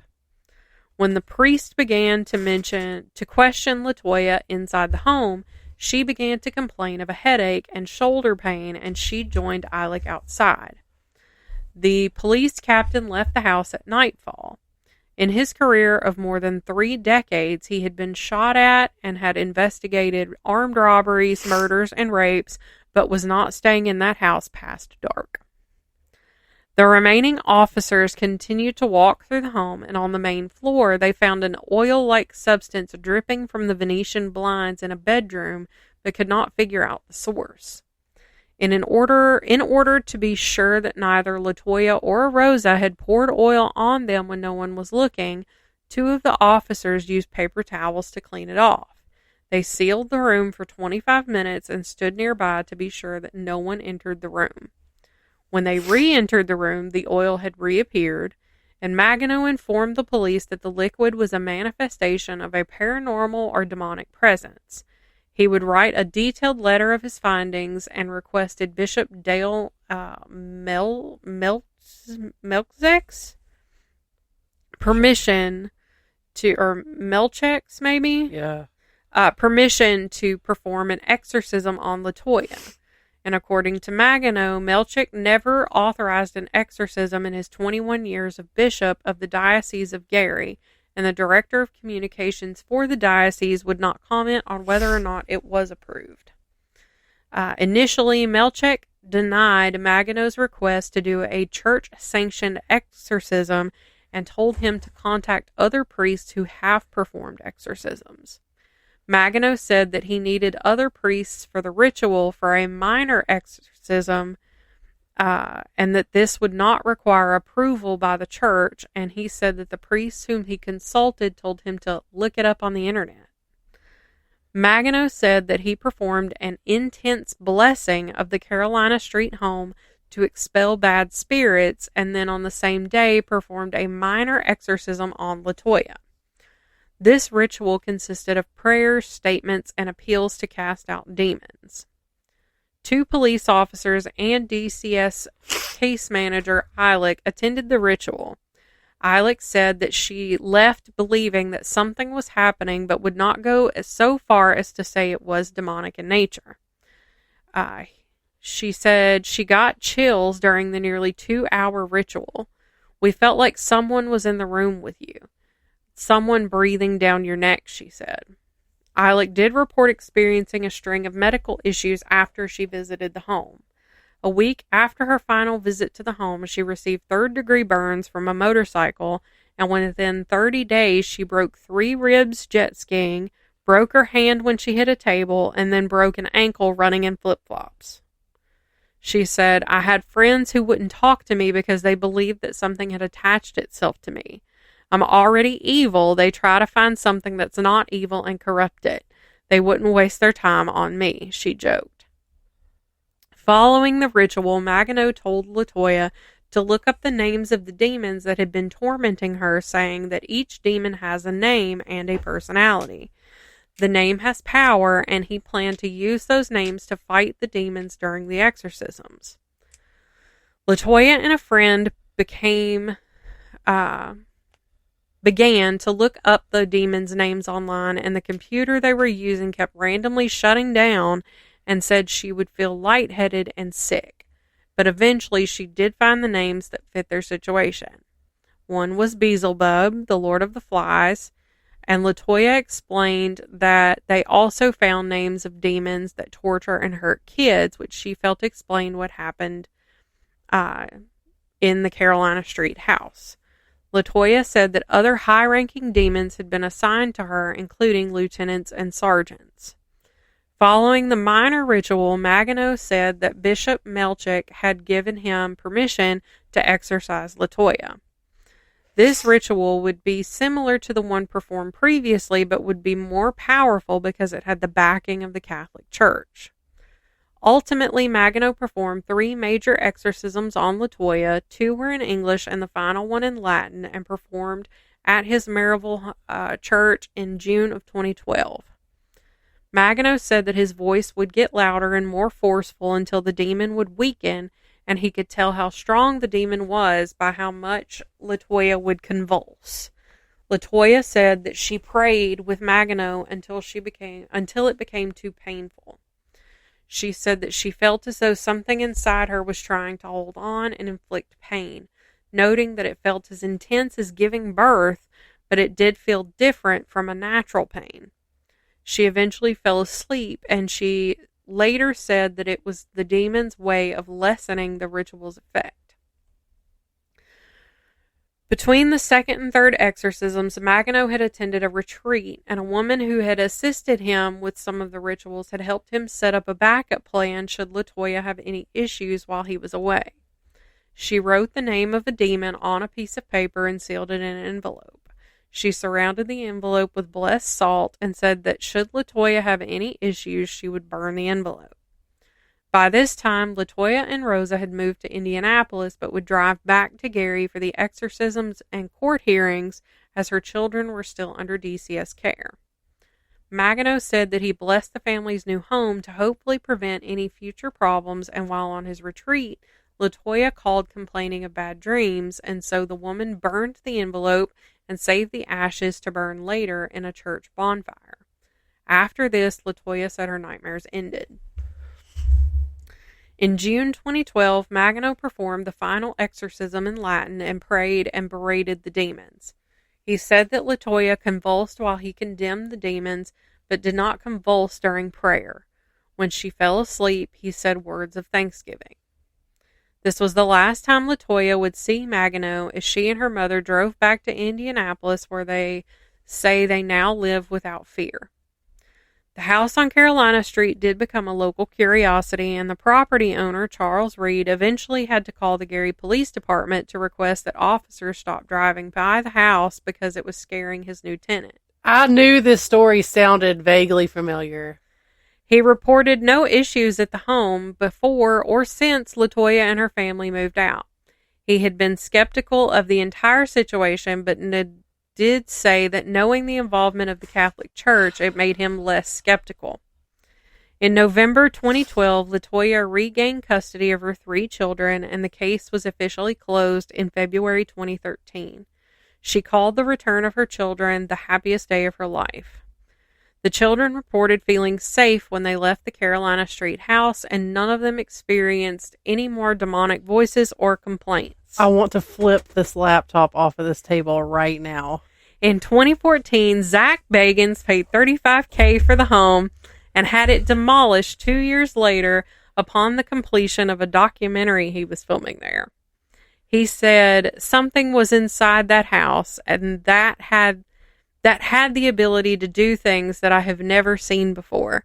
Things that others carrying the highest form of credibility couldn't explain either. There was something there that was very dark, yet highly intelligent and powerful. So there's something about, like, when he did, so I'm going to say this. I'm going to preface this entire statement with this statement here.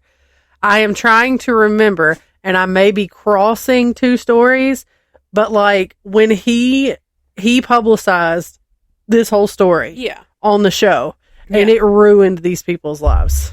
Really? If I'm remembering correctly, but I can see this house in my head. Yeah. And I'm pretty sure there was like a whole special episode on it or something. Yeah.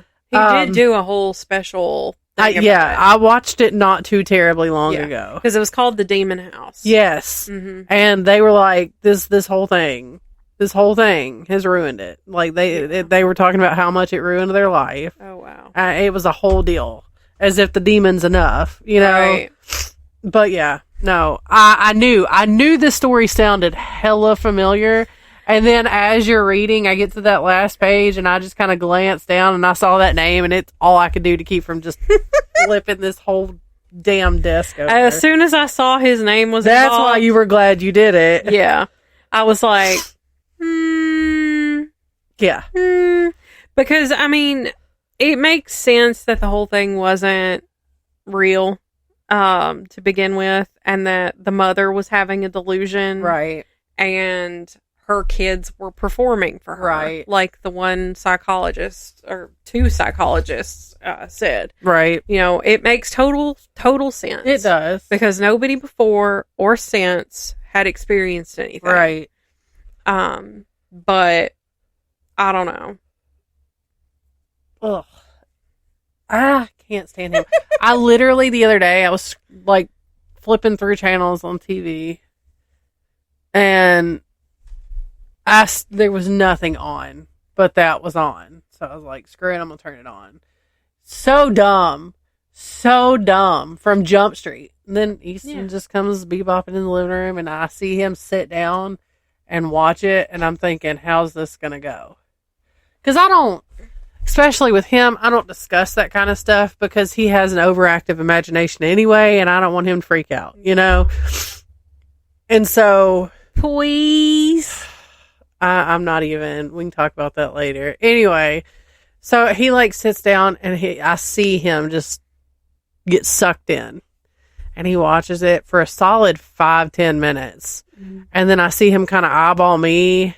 Because it's getting like they're doing their investigation and stuff is quote unquote happening. Right. And he looks at me and then he looks at the TV and he goes, "Is this real?" And I was like, "This is absolutely fake.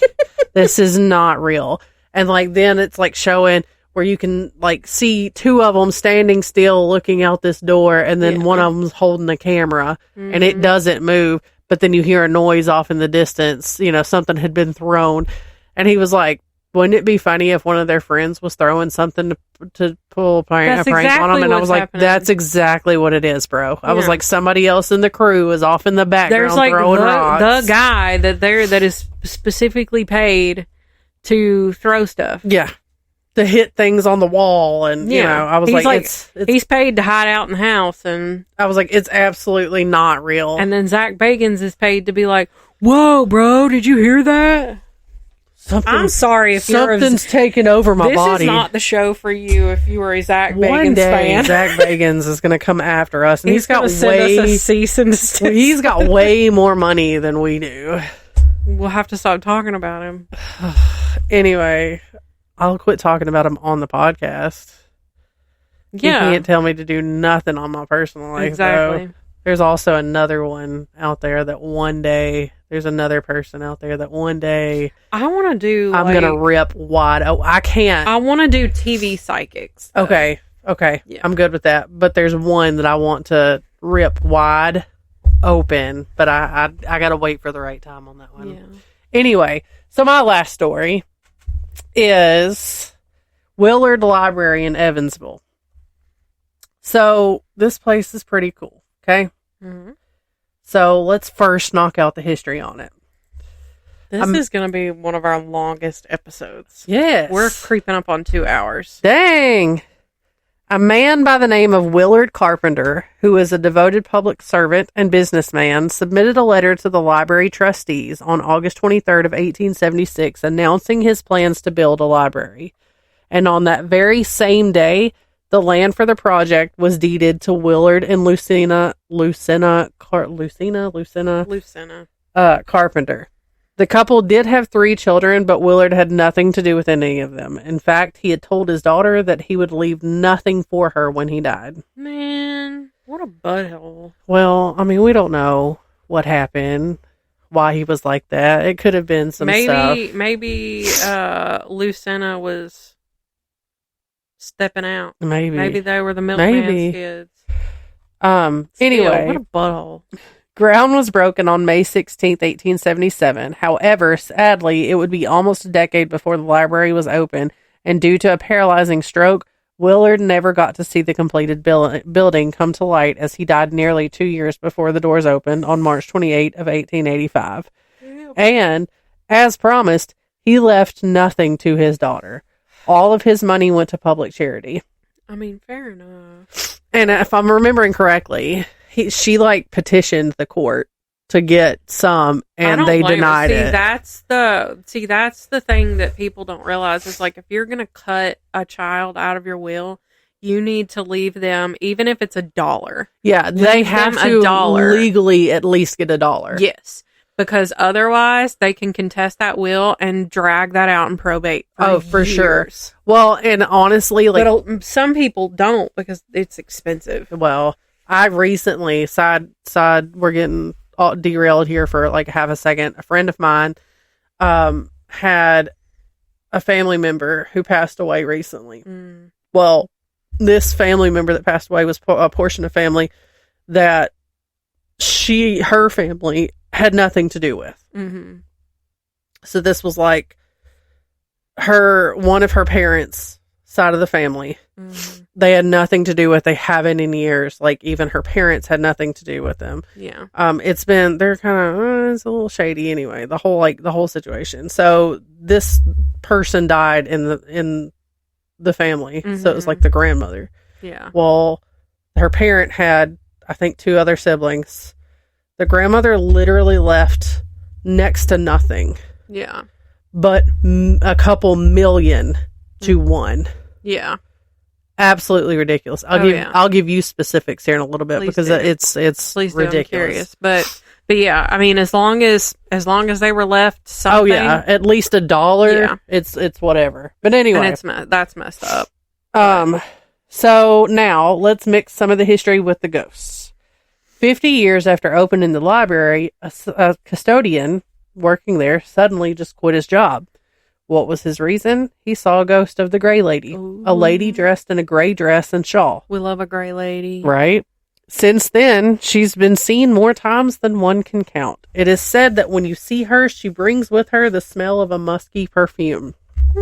Other accounts say that they have witnessed water faucets and lights turning on and off on their own. And she also likes to move books and furniture. So who is this Gray Lady? No one knows for sure, but many believe it's the ghost of his daughter, who even in the afterlife is still salty. So Her ghost haunting him. right. So, and I was really excited about the story, but so I said this place is cool, and I know you're thinking, well, what do you mean? One ghost and not a whole lot of history? Well, if you go to the website for this place, they have live ghost cams. That's cool. There are cameras set up in 6 rooms, including the children's room, where you can also watch the library hamster have a grand time on his wheel. And I'm not gonna lie, I spent more time than I should have than I would like to admit watching this little dude run. Oh my gosh. But there was like, you have to watch though, because like I didn't see anything on these cameras, and there was a couple times that I got real excited because I thought it did. Mm-hmm. But there are windows where you can see cars passing by, and that threw me off because like you be watching and there ain't nothing going on, but this little hamster going, and then in the corner of your eye you see a little flash or something. You're like, what was that? And you keep watching that spot, and you see headlights or lights just crossing that one section constantly, and I'm like, dadgummit. And there was one room, I think it was the research room, where it was like you can, I don't know if it's a window or a mirror, but you see the headlights, but every time because I was showing it to Maddie, as soon as I click into it, it's like lights, and I was like, oh, it's those stupid headlights again. I was so excited, but it's a pretty cool little deal that you can watch. And also, if for nothing else, just to go watch that little hamster have the time of his life, because he is very active at nighttime. Nice.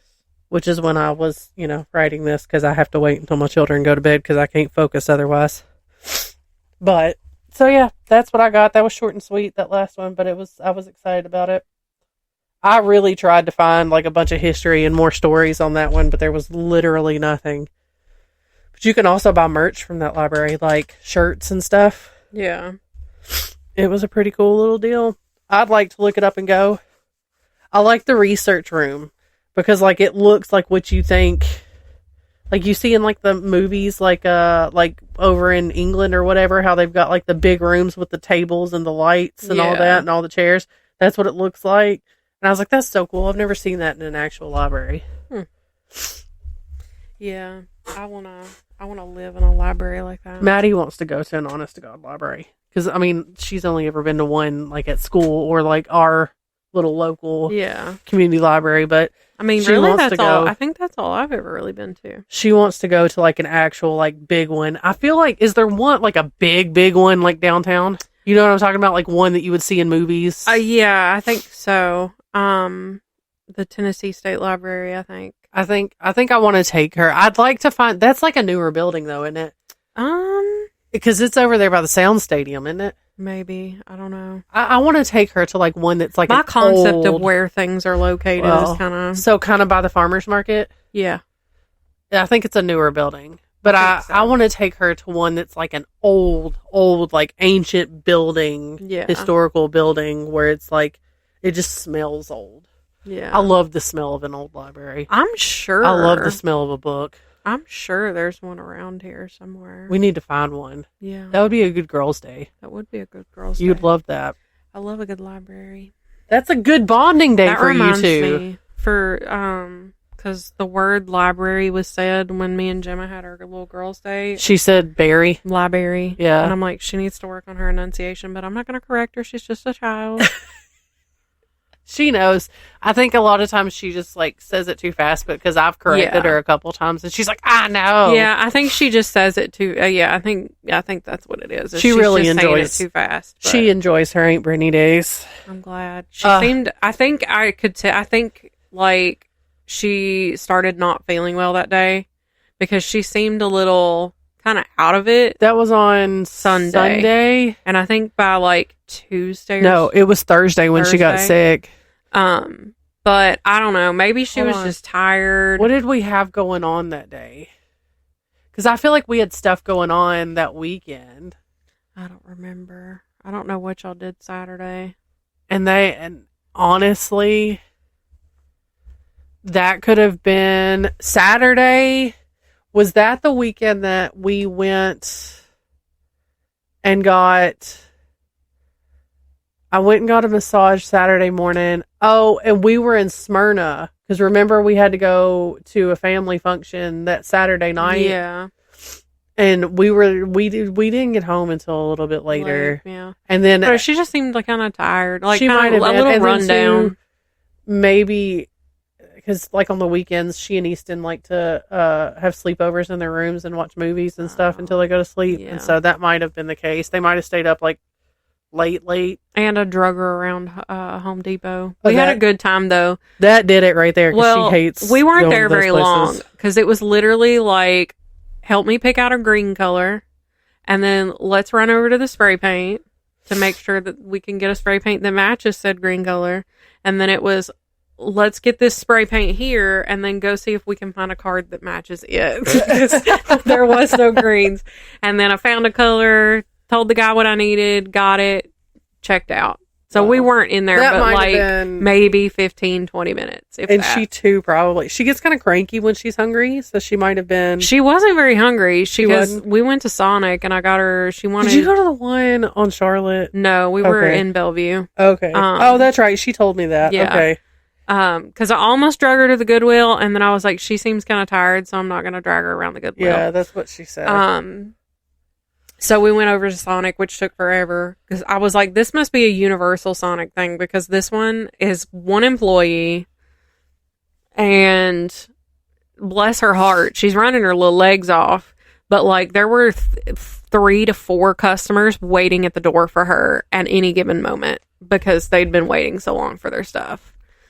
But like, I just ordered her a drink and then she wanted chili cheese fries and I got a chili cheese Frito wrap. And that was it.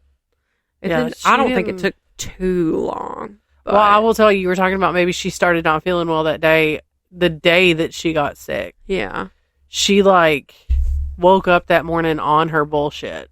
Yeah. Like I'm talking, you know how I get when I get on my bullshit. I'm the same way. That was her. Yeah. She was on her bullshit that morning. And to be perfectly honest, I was also on my bullshit that morning. For some reason, I woke up that day, all the energies, feeling great. It was going to be a great day. I was getting so much work accomplished. And I should know by now that when I have those days, that before days end, something's going to happen that's going to bring it down. But she definitely did not. She got off that school bus that afternoon a whole different person. She was like, I've had a headache all day. I feel awful. Fever. It was bad. But then like literally the next morning, nothing. Fine. 6 a.m. the next morning, she's up at 'em on her bullshit again. Yeah. No fever. Well, but I think she also didn't anticipate me being like, you want this? Let's get it at McKay's. She had gotten Maddie that wand. Yeah. And so, you know, Maddie didn't come home that next Friday. She didn't come home until the following Monday because Gemma had been sick. So when Maddie had gotten home, we had redone their room. Yeah. And Gemma had just placed it like on their bookshelf where the TV is sitting now. Mm-hmm. And Maddie just saw the box and she kept eyeballing it. And like, I'm trying to have a conversation with her about what needs to happen in the room and what's going to happen and what we now expect. And she goes, I'm really sorry to interrupt, but I have a question. And I'm like, okay. She goes, what's that magic wand box right there? Yeah. And Gemma goes, oh, I got you a present. And I said, you got her a present? And she was like, well, I picked it out. Brittany paid for it, but we got you a present. And Maddie's like, you got me a present? And she was so excited about it. She opens it up. She goes, oh, I love it. She goes, I don't think this is like a Harry Potter wand. Not. And I was like, I don't think so. She goes, if I was in Harry Potter, this would be my wand. She was so excited about it. She loved it. Yeah, because like we got there, we went to the inn, and then we went straight to like the Pops, of course. And then we went over to the books because we were looking for these ones that Gemma likes to read. And I got her one of those. I was like, put it in. And then Danny was like, this is why you could never be a millionaire. Because I literally went, put it in. I didn't even look at the price tag. Put it in. And then we look at the craft section. And then we went over to the toys downstairs. We found that wand. I have found, for whatever reason, I've been obsessed with getting Barbie Christmas ornaments. Yeah. I think I'm going to do a second Christmas tree this year and put just Barbie ornaments on it. I don't know why, but it scratched an itch in my brain. So I grabbed a couple of those. And then there was a couple of other things that I was like, put it in. And then a kit that I definitely didn't know had slime in it. She was like... Yeah, girl, listen, when I tell you, first of all over my kitchen. Second of all, it has stuff to put in the slime. Yeah. All over my kitchen. Third of all, she opened some of the slime and she's like, I don't like the way this feels. Yeah. I don't like it. I think she played with it. She's played with it like 3 or 4 times. Yeah. But then she like went to get one of them out and she was like, I really don't like the way this feels. And I'm pretty sure she threw it away. Whatever. And I was like, you just got that. Whatever. It was McKay's money. It was basically free. But yeah, because she picks it up and she was like, ooh, I think I'm going to get this. Because bless her heart, she brought money. I had no intentions of her spending that money. She did bring money. She did. She had her $45. I said, do you want me to put this in my purse? Because it's kind of making me nervous being in your little tiny pocket. And she was like, no, it's okay. It's not going to fall out. And I was like, I just kept kind of eyeballing it, making like watching everywhere we went. But she picks it up. She goes, ooh, I think I'm going to get this. And then she goes, oh, it's got slime. Mom doesn't have to know. And I was like, I didn't hear you say that.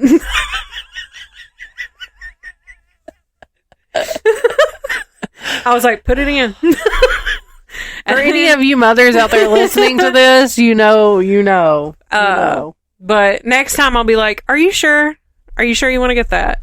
As I heard you threw it away. No. Yeah. We don't do slime. Then we went upstairs because we wanted to look for Taylor Swift CDs. Oh my God. And then... Albums. That's what she calls them. They're not CDs, they're albums. Well... Also, she just discovered that the lyrics are on the little things, and now she's real excited. Well, got her in 1989 for like double the price. I could have gotten it at Walmart, but it was fine because it was basically free. Because I was like, $21, put it in. And of course, I've grabbed my own crap. Then I ended up going back again that night with Daniel and Isaiah because I was like, I didn't look at anything really that I wanted to look at because I didn't want to bore her. I didn't want to drag her around every book section. I was like, I wasn't going to do that to her, so I got to just go and be leisurely and, and there was like nobody there. So It was nice, but it was so, I was just like, put it in. And she's like, okay. And then we get back to the house and I was like, we didn't get Easton anything. But then, like, in the middle of the night, I think it was Friday or Saturday, Danny gets a message, and it's like, did he send it to Saturday.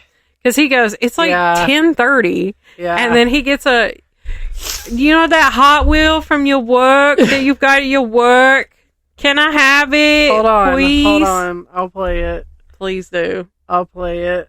Because I'm sitting there. I had taken a garden gummy and I am rolling. I was dying laughing. I gotta find it. Where's it at? I'll say he sent it to you not too long ago. But oh my God, I was the fact that he said, "You're not my dad." It was the please, and then he like tea kettled at the end. The one that you said no, it's at work. Please, can I have it?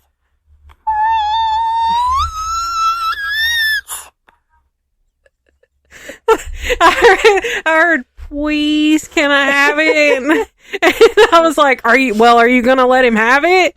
And he was like, not that one, because it was like special made for me. He's like, but I've got one. That he can have.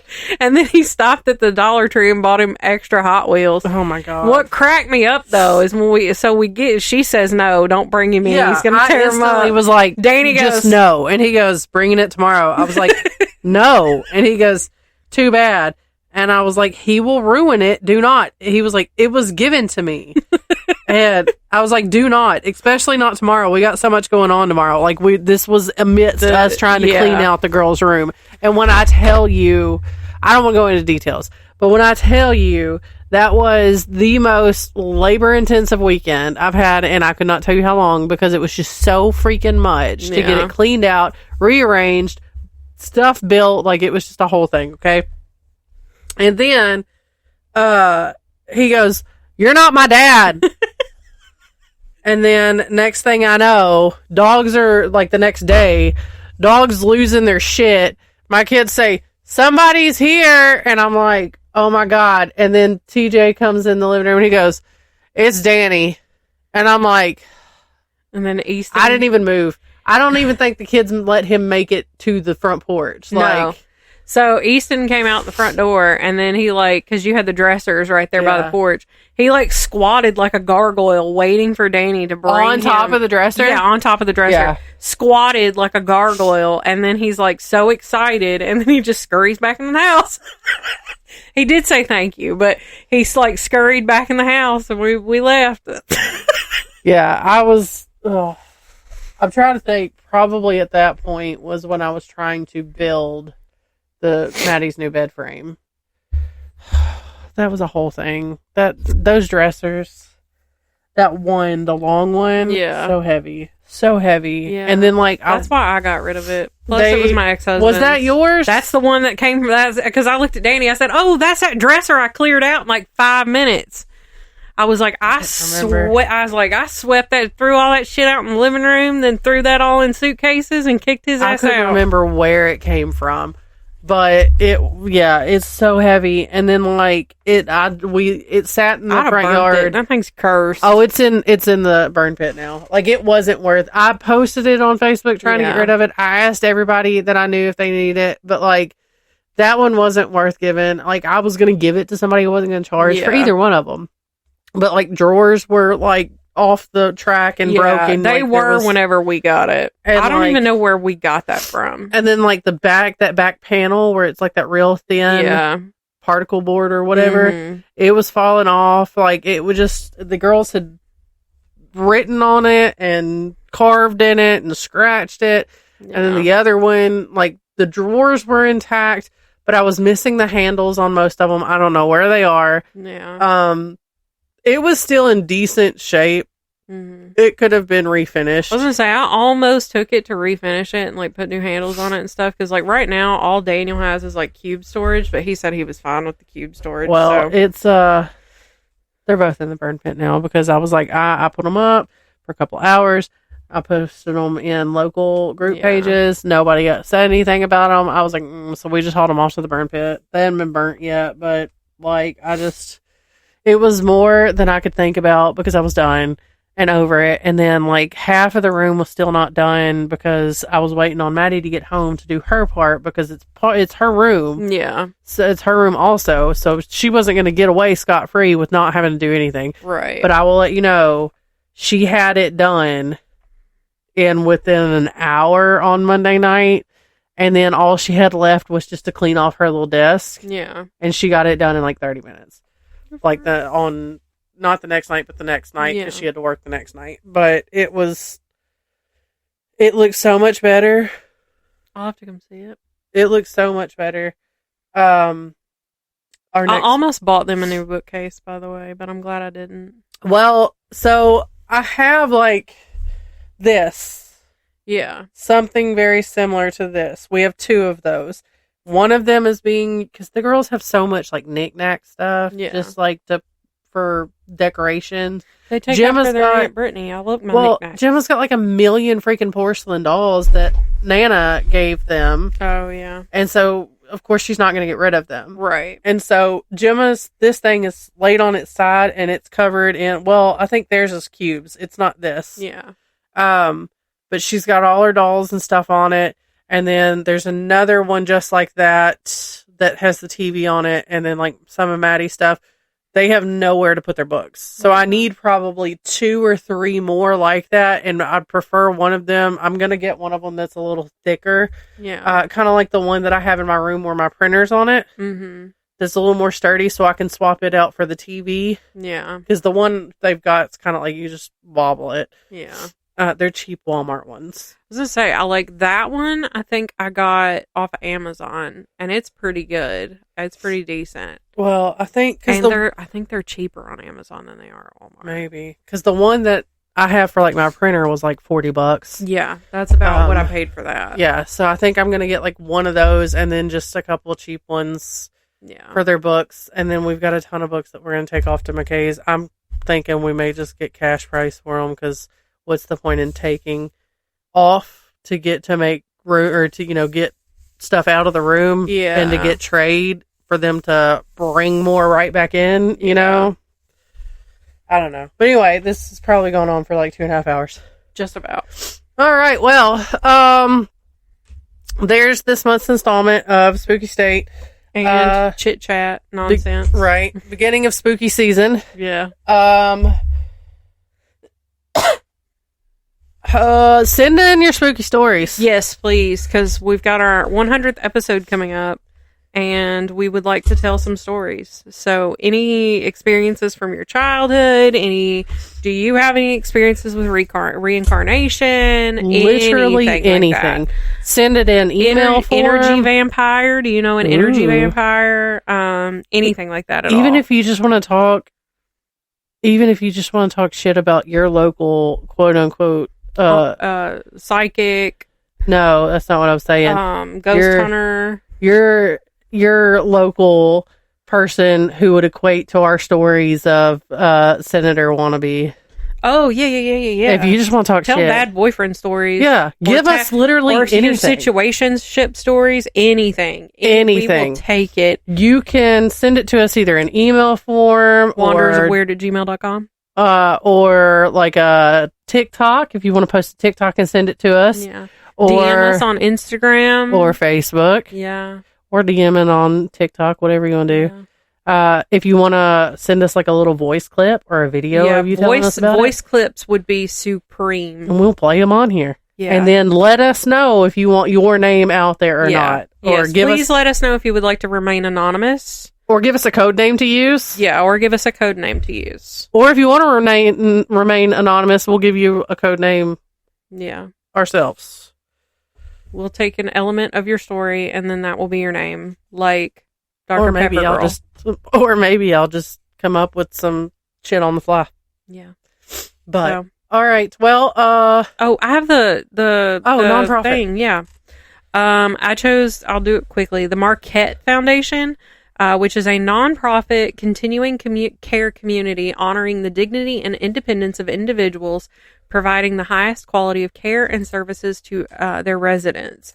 At Marquette, we're dedicated to ensuring residents live comfortably and receive the care they need, even if their personal funds have become exhausted. To stand by this promise, the Marquette Foundation provides a safety net for residents who need it through Benevolent Care. We're proud to offer this resource, and we welcome your financial gift to help keep it going. So there's no link to donate, but if you would like to receive more information or if you want to contribute, you can contact Marquette Foundation Executive Director Michael McGinley at 317-524-6544 or McGinleyMichael at marquetterc.org.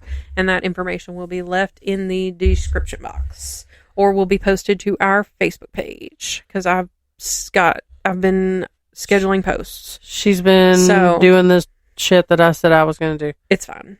It is what it is. It takes me not that long. So, and usually I have most of the photos already anyway. So, works out. But, okay, we'll see you next week. Okay, bye. Bye-bye. I have to pee so bad.